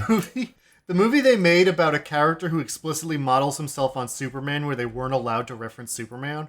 Yeah, that one. And like, it's weird too because what's his name? Shaquille O'Neal, the titular Kazam, who plays Steel as well, was like a big fan of Superman, and I feel like they probably sold this to him as like, he's kind of like Superman. He just took over for him, so we're gonna make a movie about him. But then, they had to strip all the Superman away. But yeah, his whole deal in that movie, besides the fact that his sledgehammer is like also a gun, which I kind of like. The rest of it just looks like all these guys, like, not a good look. I wouldn't recommend it. Maybe Nemesis is Steel. Make you think. Makes sense. Yeah. Now I spun the wheel again. Wait, real quick. While we're still on the hammer, I just want to bring up, because I feel like it's also kind of magic and unexplained, the grenades that they have that they use to turn off the lights everywhere. What is up with those? I don't know. Presumably they would be EMP grenades, right? Because they interfere with electrical devices. But they explode like they're actual grenades. And after they explode, also EMP grenades aren't real, but whatever. And after they explode, they leave like these swirling black CGI clouds that look like they're friggin' ghosts or something lingering around. It's like, are those also magic? Are they like the hammer? Did some Northrop Grumman manufacturer like pour their hate into every grenade? Or maybe every gang member poured their hate into the grenade, and then right before they threw it, they just they screamed at the grenade a little bit, like "fuck you, grenade," and then it got a little bit of hate, and it was able to explode. To be sweet. I don't know, because there is that technology aspect is very stupid. I don't even know what purpose it serves, honestly. Like, why bother? Yeah, why do they need these special black cloud ghost grenades? When he can just be like, yeah, we have EMP grenades. They'll shut off all the electricity, because that's all they ever use them for. Yeah. Yeah, but these are scary. Everyone's like, oh, no, black swirls. Yeah, I don't know. Yeah, also, I had a thought I had two thoughts while you were talking. One is on Twitter. I got another answer for the piglet thing that I think is the best answer so far. This comes from someone named Ken Decor. It's pig skin, but not piglets. It's the skin of another pig. Don't let the smile fool you. Those are the eyes of a killer. Don't cross piglet. I think that's the best answer so far. Have you ever seen the original series Star Trek episode where Piglet's voice actor plays a space traveling alien serial killer who is Jack the Ripper? No, but does he do it like Piglet? Yeah, it sounds like Piglet. Love it. No, I did not know that. He looks like a guy who could play a serial killer, though. Just looking at a picture of him, it's not a. He's got the look. He's got the vibe. But the other the other thought I had is, imagine if halfway through the movie we did the Samaritan twist, right? Samaritan is Nemesis, whatever. But the whole movie, the kid never said Samaritan. And at that point, it's revealed that the kid is also evil. And he's like, I want Nemesis to kill everybody. Yes. And then we kind of turn on his backstory, and it's like his dad raised him evil, and now he's evil. And then we turn we switch to Pilu and his guys, and it's like they're just trying to get medicine to all the poor people, but they have to do it as a gang. And yeah, and then the movie switches and the kid's the real villain. That's what I want. Make that movie. I mean, just make that movie. There was a second where it seemed like that the kid was evil, because when he's following him to the pawn shop, like a guy like bumps into Samaritan and is like a dick about it. And the kid's like, "Why are you putting up with that? You should have thrown him through that tree." Like, that's kid, true. You shouldn't murder people because they're rude to you. Good Lord. Yeah, that kid sucks. Not good. I spun the wheel again. This one's one of yours, Diggins. Just virality. Do you want to explain this nitpick here? So, movies these days love when things go viral. They love to have things go viral. Morbid. Like Morbid. Or like that horrible De Niro movie, The Comedian. Which one?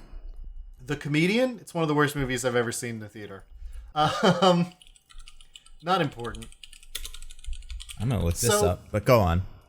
Like the 5th time Samaritan beats up people in public, this time people care about it, or at least this time this busy city street actually has people on it instead of being weirdly empty.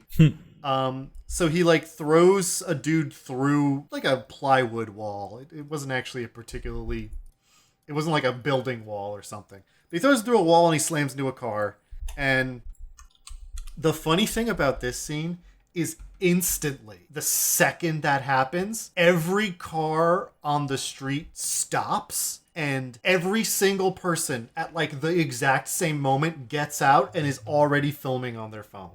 Yeah. Yeah.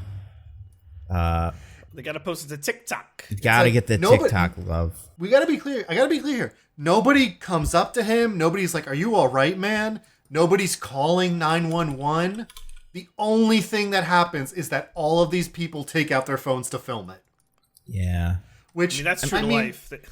Listen, I'm sure there are people who their first thought when they see something crazy happening is, I should film this. But every single person?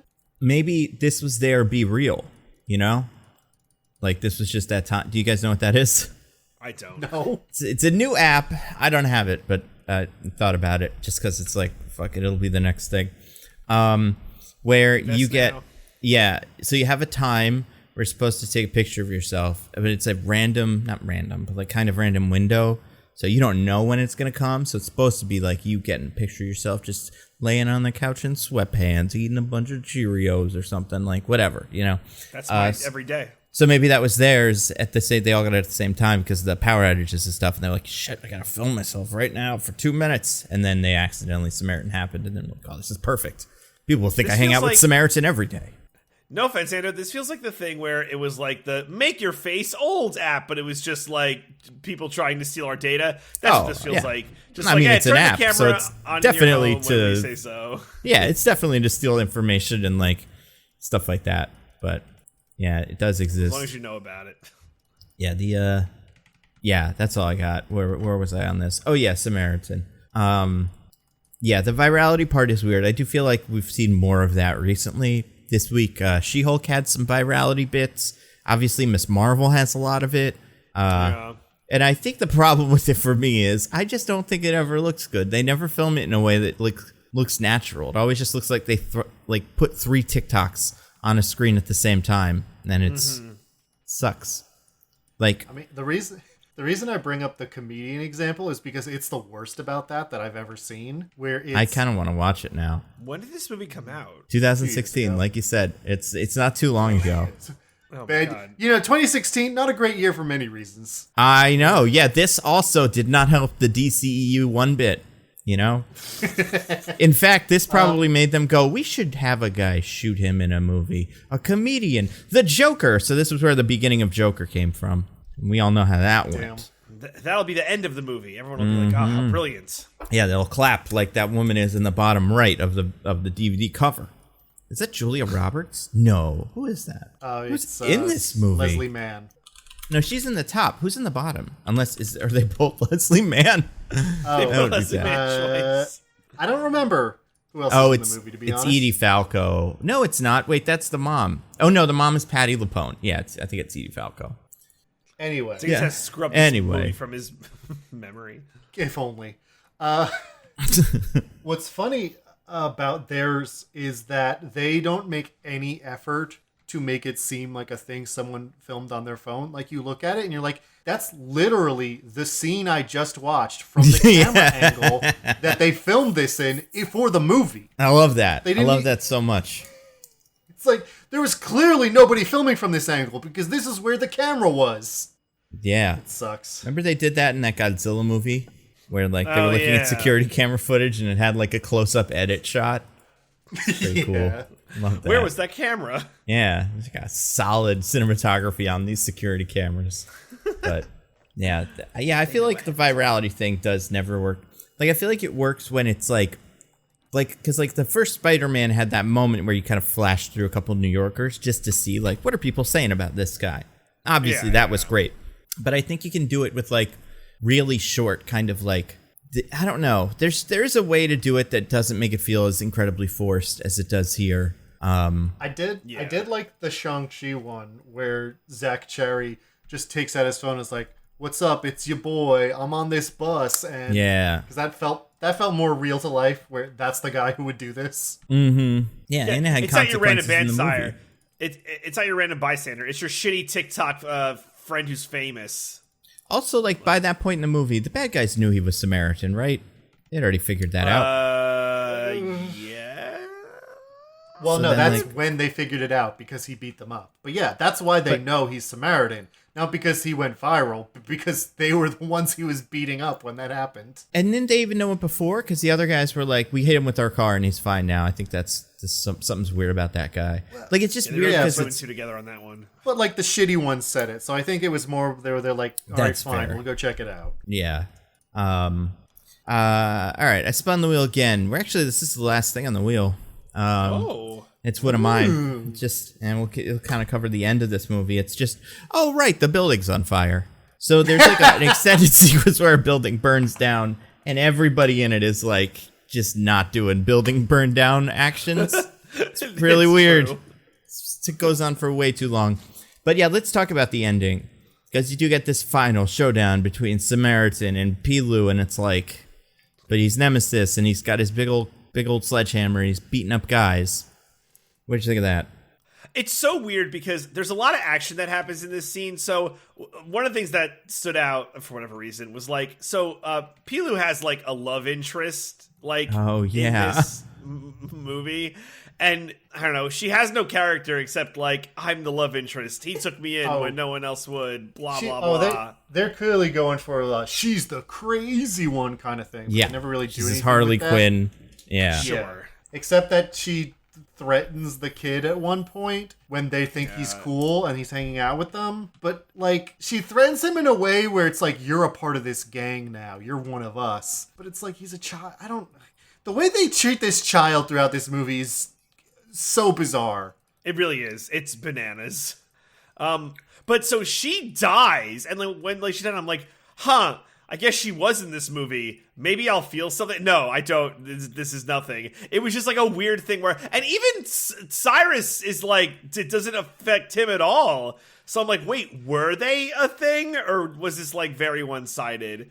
Just like really confusing stuff. I can't remember. How does she die? Explosion? In the firefight, it's like the firefight after Samaritan or Nemesis, whatever, goes to rescue the kid. Right. It's just part of the carnage. And like, I do think the movie isn't good, obviously. I think some of the action scenes are actually pretty good. Like, not like good. Okay, that's not right. The choreography works for me when he's like knocking dudes around with the sledgehammer. I think they kind of did a good job with that. I don't know what else to say about it, but like, some of that worked for me. Right. I liked when he like bashed guys with shit and they just went flying. I thought that was cool. Oh, the physics is so hilarious in this movie. It's great. It's so wiry. It's adorable. When he gets hit with the car. Oh my god. Oh yeah, the car thing. When Nemesis gets hit or whatever, I don't know what we're calling it. When Stallone gets like hit by the car, it's Oh man, so much crap. So yeah, the building's on fire, and the reason like why fire bad besides forgot part about normally that. Why fire bad? It's like it's Samaritan Nemesis's like weakness, like fire extra bad. Yeah, well, it's Samaritan Nemesis. It's even more complicated than that in a way that's pretty weird. But like when they say it in the movie the first time, I'm like, huh, that's maybe the first original idea this movie has had. But yeah, right. It don't do anything with it. But like the idea is that he is God. How does this work? When he heals and uses powers, his body like overheats kind of, and if he doesn't do anything with that, he'll explode unless he like cools himself down. Right? Or something? Yeah. That's why his it's heart for will Jazz Ice explode. Cream. Yeah. Yeah, his heart will explode otherwise. Which I want to say, I mean, it is an original idea from this perspective, but it just reminded me of Attack on Titan, because that's what happens to the Titans when they heal, is that they get all hot and steamy. So I'm not saying it'd be amazing if they ripped that from Attack on Titan. They're like, oh, you know what's a really cool concept? Yeah. This movie not saying that understands happened. fascism in that same very delicate way. So that kind of works.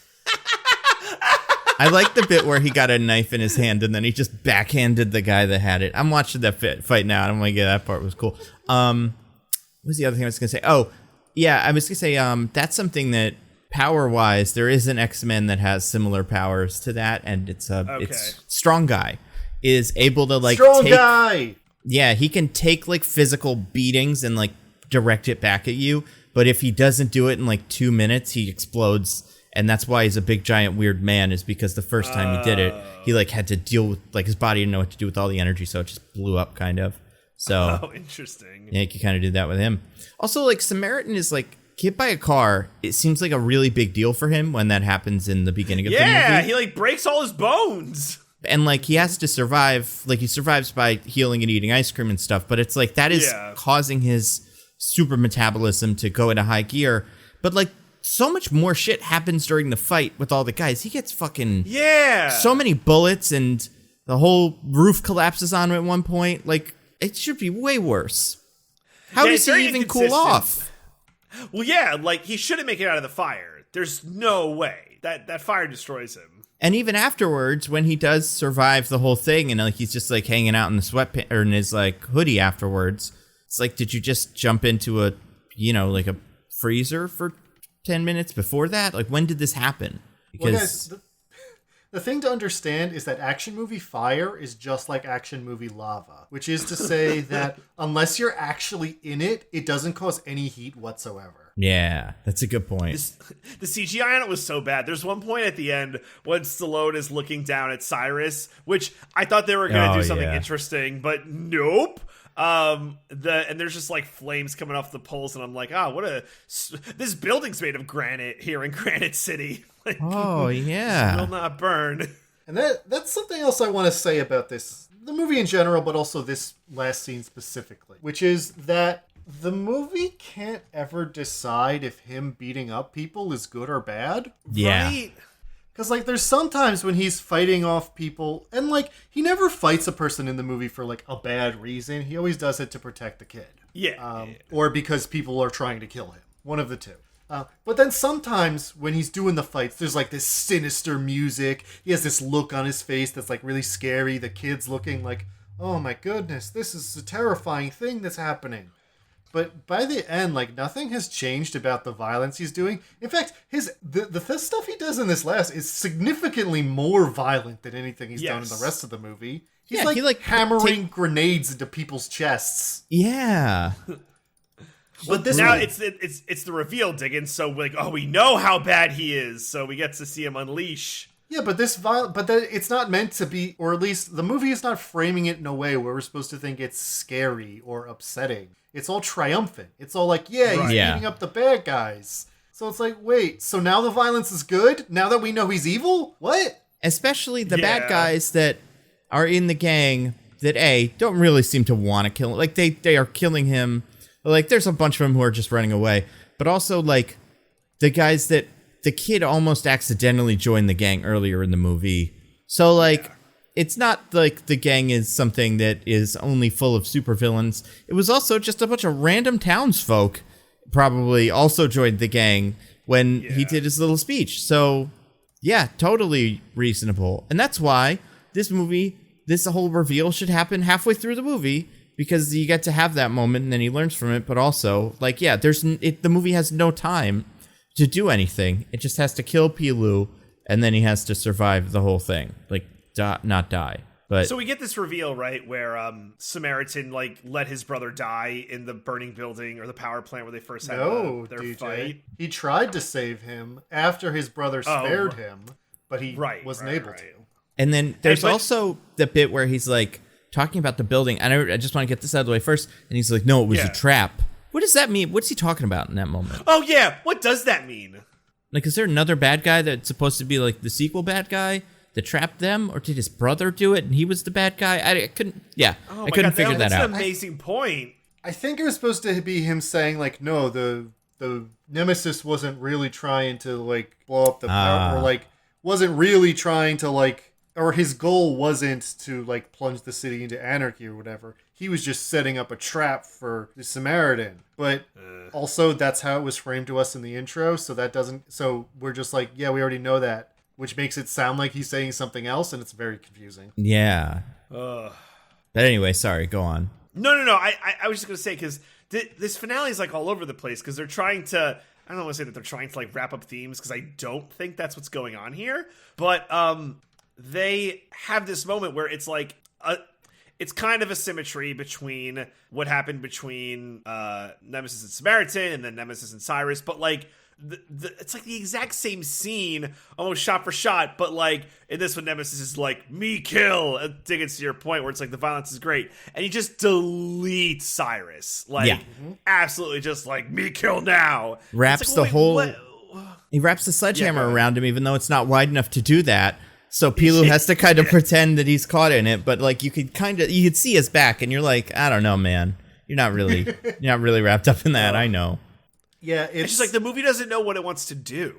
The movie is saying that Samaritan should have killed Nemesis 25 years ago, and that would have been the best outcome for everybody. Apparently. I guess. And it's that, like, I mean, I feel like we've seen movies like this a million times, and a lot of the time, when the movies have some sort of, like, by the end we're seeing that the hero's philosophy has changed or whatever, have that moment where that happens, except the hero tries to save the villain, but the villain tries to kill him, and then the hero has to drop them. Like that, you can play around with that so many ways, but instead he just picks fucking Pilu up over his head and tosses him into the fire. It's wild. Yep. And then he sits the kid down and is like, listen, people aren't all good or all bad. And I'm like, is that the theme of the movie? Is that what we were getting at? The fucking lesson. I don't think it was. Except for I just him. watched He the was movie, all and I don't bad. think you're right, Sylvester Stallone. Yeah. Also, I don't want to, like, hate on the CGI in this movie, because some of it's okay for, like, some of the fighting and choreography like that is okay, but the fire looks atrocious. Like, so bad. Yes. It's absolutely. awful. Also, I'm watching it again. The building's on fire, right? And, like, the kid cools down Samaritan with cold water coming from this fire building. That's not how water works. It's hot water then. It gets heated up, right? Isn't that... I'm not, like, positive about this, but it feels like the pipes would heat up and then the water would heat up too. Well, Nando, it's what I told you. It's movie fire that doesn't actually cause anything to become hot, right, unless it's literally touching the fire. That makes sense. There's no such thing as convection. That's what you gotta know. In the end of the movie, Sylvester Stallone picks up the boy, much like Pilu when he threw him off into the fire, but he doesn't throw the boy into the fire. He throws the boy into the fire, and he's like, "Twist, I'm evil, and I'm gonna murder a child now." I would have loved that. But then they do a Fast Furious 7 jump from one building to another building kind of thing, and the kid is dead. There's no way. Unless the kid is also Samaritan now. The kid fucking exploded when he hit that wall. Because even if he didn't hit it all the way and Sylvester took most of it, he hit it a little. He bonked his head on a brick or something. He hit it enough. Yeah. But yeah, then the movie's over. And you get more people. Martin Starr is back. Hooray. Remember him from earlier. And yeah, and Samaritan just walks around in a hoodie, I guess. staying in Granite City, I guess, where everyone would be like, "Oh, it's you." You're that orange man from the video I saw the other day. You went viral. Yeah, we forgot it. Did you forget that happened? Nope. You gonna wear a mask and do superhero stuff? Probably not. So, I don't know, man. Whatever. Now the fucking gang building is all burned down. All the gang members are dead. That's probably not going to cause any problems. That's usually how that works. One gang per city, right? Yeah. Samaritan 2. Yeah. Oh man. Yeah, I mean it was not good. Do you think? Here's a question. Let's say this actually does get a lot of eyes. This movie is big. Wait, sure. What do you think Samaritan 2 looks like? I don't know. Maybe they introduce a single other character of note. No, it's Pilu again. He'll survive the fire or something for sure. There's nothing. There wasn't enough meat on this bone for one movie. I struggle to imagine what they'll do for a second one. How is Pilu not Samaritan's like secret son or something? Or something, yeah. For a movie named Samaritan is not in this movie. None of his kid, nothing. Like, just have him be a secret son. I don't know. Oh my god. He took a wife. They had a child. And then I poured all my hate into this hammer. Yeah, put all my hate into this I poured all my hate into this child. Is that what it was? Is that what he put in the hammer? Maybe. I feel like, too, what was I going to say? I could see Pilu, honestly, being a hate monster now, who is like, because he died with the hammer. Maybe the hammer exploded and gave him all of whatever Nemesis's hate, and now he's a bad guy. I don't know. Maybe the wizard who helped Nemesis make the hammer shows up and it's like, I said I would collect my payment in 25 years, Nemesis. Yeah. And Robert De Niro as the comedian comes in, too, for this one. We need him. Maybe Shaq comes in as Steel to get copyright infringement or something. That would be fun. You have two sledgehammers. What happens when they hit each other? Big explosion, probably. Yeah, I hope they don't make another one of these, but I wouldn't be surprised. I feel like sometimes these succeed, even though they're not very good, and then we get 2 or 3 of them, so... Yeah. Well, this was a streaming movie, so we'll never know how good it did. We'll only know Amazon's lies about it, if they even say anything. Yeah. I hope we don't get Samaritan 2, but... We probably will. Samaritan, yeah. Well, it also has like a little logo that looks kind of like a 2, almost like one of those like kind of janky S's from high school, so... Yeah, easy to throw a 2 in there. But if you put it on its side, Nando, perhaps it looks like an N. Yeah, that must have been tough for Samaritan. Like, oh, fuck, now I gotta change it. I gotta respray paint everything. Branding is so important to me, I guess. And, like, that would be so funny if the supervillain just kept doing the superhero again. Like, superhero is Spider-Man, and the villain's like, no, I'm Spider-Man. He's like, okay, fuck it, forget it. I'm Mr. Fly. And then the villain's like, I'm Mr. Fly. And it's like, Jesus Christ, it never stops. He's so funny. I like that. That'd be great. Yeah. Any other thoughts about Samaritan? Oh, Diggins is right. This nice was a and good short. pod. Yeah, that's true. 32 minutes, or hour 32, so. Hour 40. Provided with an amazing pod. Sure, but hour 34 without credits, which I didn't watch. I didn't think there was be a post-credit scene, but I'm hoping there was not. There wasn't. I don't believe there was. Yeah. I'm glad you checked. Well, after you guys missed the Constantine one, I gotta be vigilant. No. Well, yeah, I was gonna say, this guy, speaking of the jumpers, he could also show up in the East Rail, whatever, 77 universe. He's got a very similar skill set to the Overseer. Yeah, he's basically an Unbreakable. Yeah, so.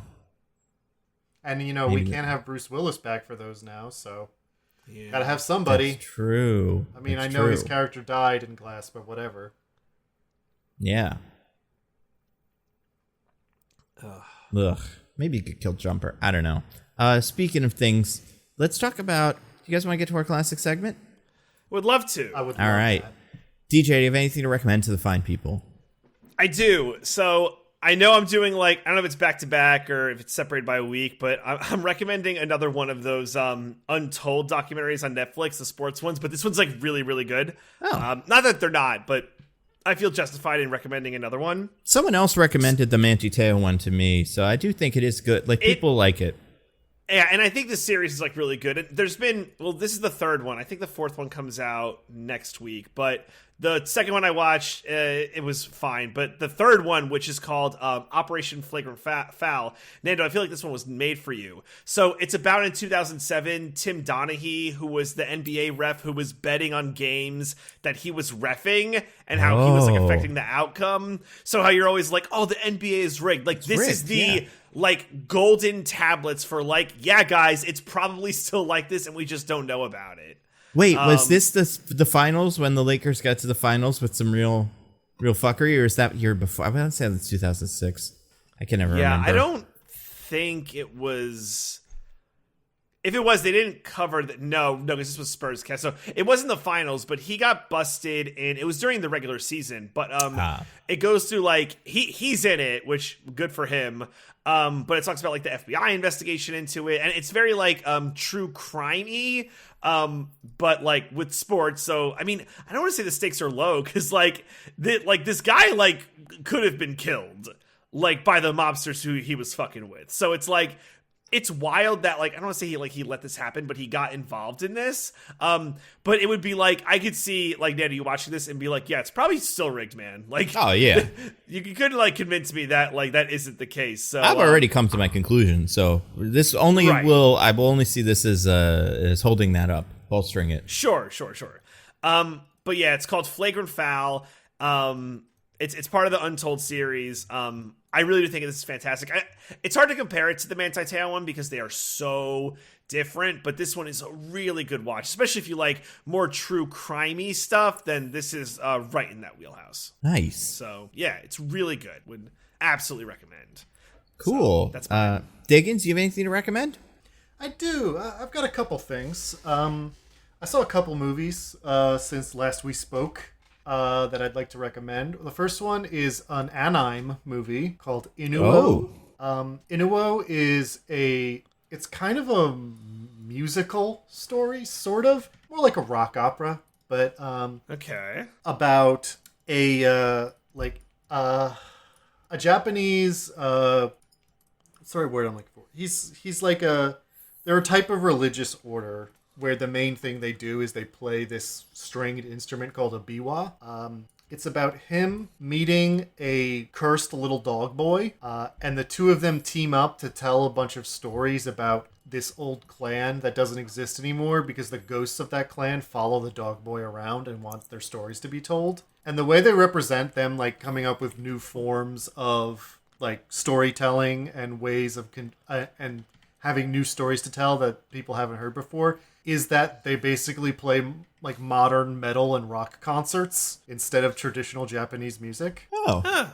So it really, a lot of it is honestly just in the like really good animation, both just in general and then also of these concerts where the cursed little dog boy is breaking it down with some sick dance moves, and there's all kinds of like, you know, flashy stage effects and stuff that they're doing, even though, again, it's like 1400s Japan.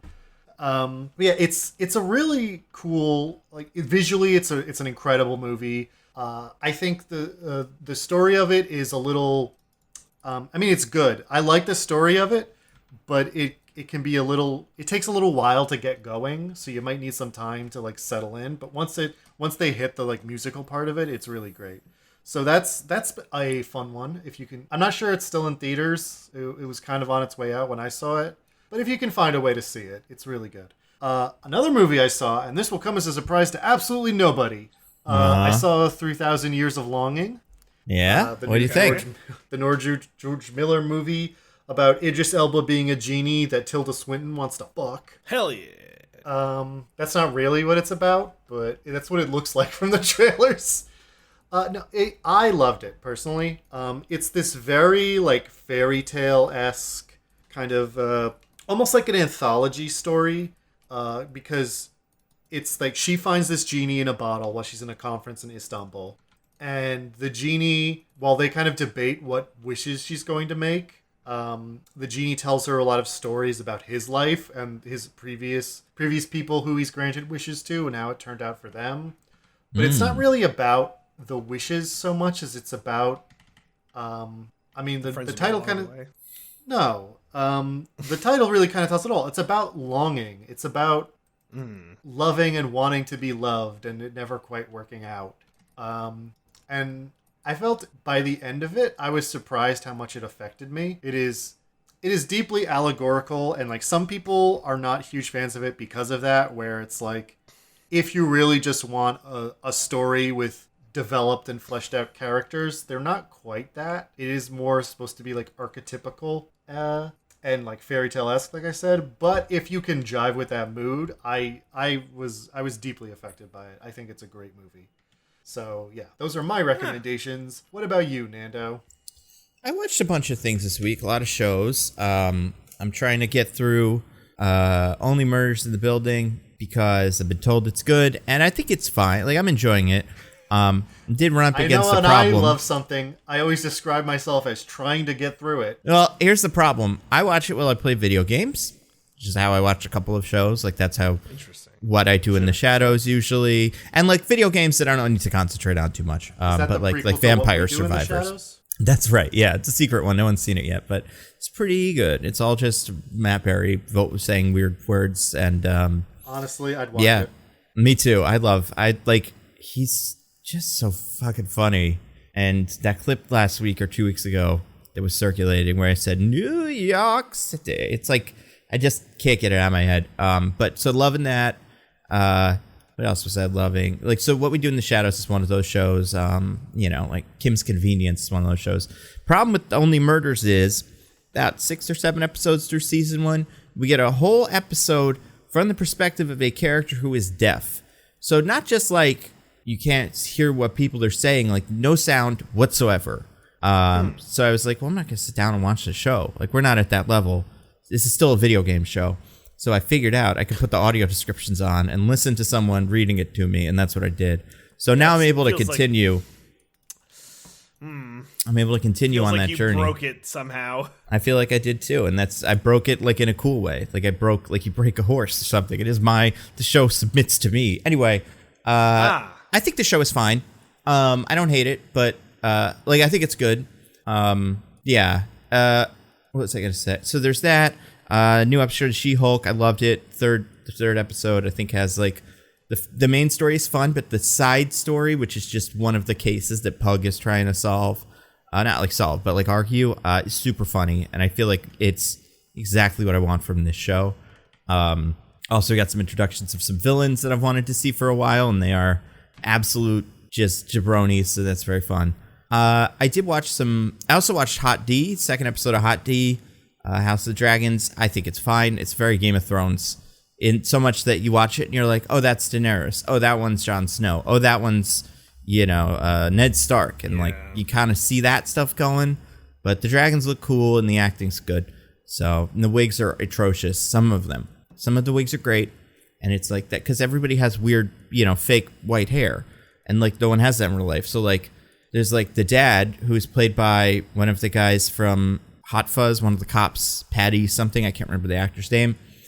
Very convincing wig. Matt Smith, interesting wig. I wouldn't say it's convincing, but I don't think it's supposed to look natural because he's supposed to look kind of weird. Like, does he not have eyebrows? What's the story with him? Right? His eyebrows are just very thin. Okay. So yeah, he feels like he's kind of supposed to have that like Game of Thrones-y kind of like evil person look, almost like Littlefinger, but not the same way. But anyway.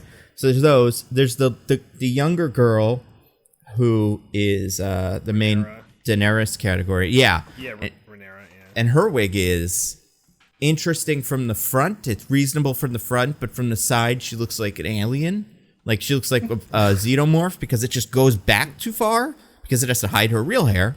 And then there's a little girl who is wearing a wig that looks like a Marie Antoinette would wear, but it's her real hair. It's supposed to be her real hair, and whoever made that wig should go to jail.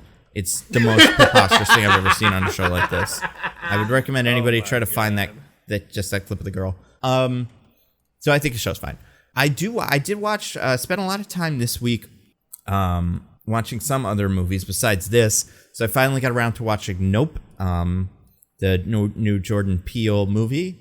And I would say it honestly might be my favorite of his 3 movies. I think Get Out is... Really? Yeah, I didn't really like Us. I didn't jive with Us. I don't think it felt like it really delivered on either of its core concepts in a way that felt satisfying. And I liked Get Out plenty, and I think Get Out is very interesting. And I think the thing about this one is the genre it's going for, and specifically the single movie that it is cribbing off of aggressively is one of my favorite movies. So more of that, please. Like, I'll take that. And besides that, I just think almost all of it works, and it's very fun. And like I had a great time with it. Also, I don't know if this counts as a spoiler. Not very many jump scares. I would say maybe 2, and they're not that bad. Like they're not that, they're nothing crazy. Actually, maybe 3. So yeah, I just really liked it. And some of the stuff they get away with at the end, specifically one visual, is insane. Yeah, it's a cool movie. It was great. What else did I like? That was pretty much it.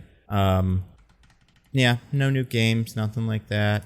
Very excited for Lord of the Rings, but haven't seen it yet. So that we'll have more information about that next week. Speaking of next week, any idea what we're going to be doing? Well, depending on like this release and the recording of the next one, possibly Pinocchio? Is that maybe on the table? Yeah. So it comes out on Friday. So the question is, if we record Friday night... I thought Thursday came out. Oh, really? The 8th, right? That's Disney Plus Day? Oh, I thought Disney Plus Day was... yeah, I guess that makes sense. Yeah, so it's Thursday, so... Interesting. Yeah, it's definitely possible. I didn't realize Disney Plus Day was Thursday. Yeah, right? Because D23 is this weekend. And so if that's Disney Plus Day, are they going to do like the announcements and stuff during that? I think Disney Plus Day is just their thing for like, hey, we put a lot of stuff inside of this thing. Hope you enjoy or whatever. That's what like that feels like. I'm so curious. I want to see a schedule then, because I would like to know those things. So if that's the case, sure. then yeah, I think we could totally do that Pinocchio movie. It looks weird. It looks like we're morally Tom Hanks obligated to do every Pinocchio movie this year. Yeah, absolutely. How were there 3 this year? It doesn't make any sense. And I'm excited for Tom Hanks' weird wig and like facial prosthetic. Like you and wigs, man. You well, like I mean, a real big thing Tom with Hanks wigs. between Elvis and this, he's having a moment where he's just like sitting down in front of the like hairdressers to just like go crazy, do whatever your wildest dreams. Let them come destroy true. me. Yeah, I dare you. So that's pretty good. Yeah. So I think maybe we'll do that. DJ, do you have anything to plug for the fine people?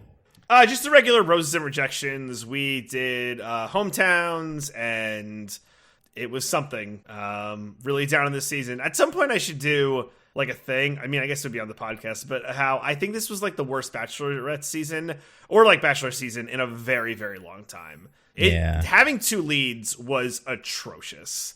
It's just been miserable. I know that's not what you meant, but I love the idea of you doing the in-depth discussion about how this is one of the worst seasons of that show on this podcast instead of your Bachelor podcast. That would be great. That would be fair. fantastic. Let's make it happen.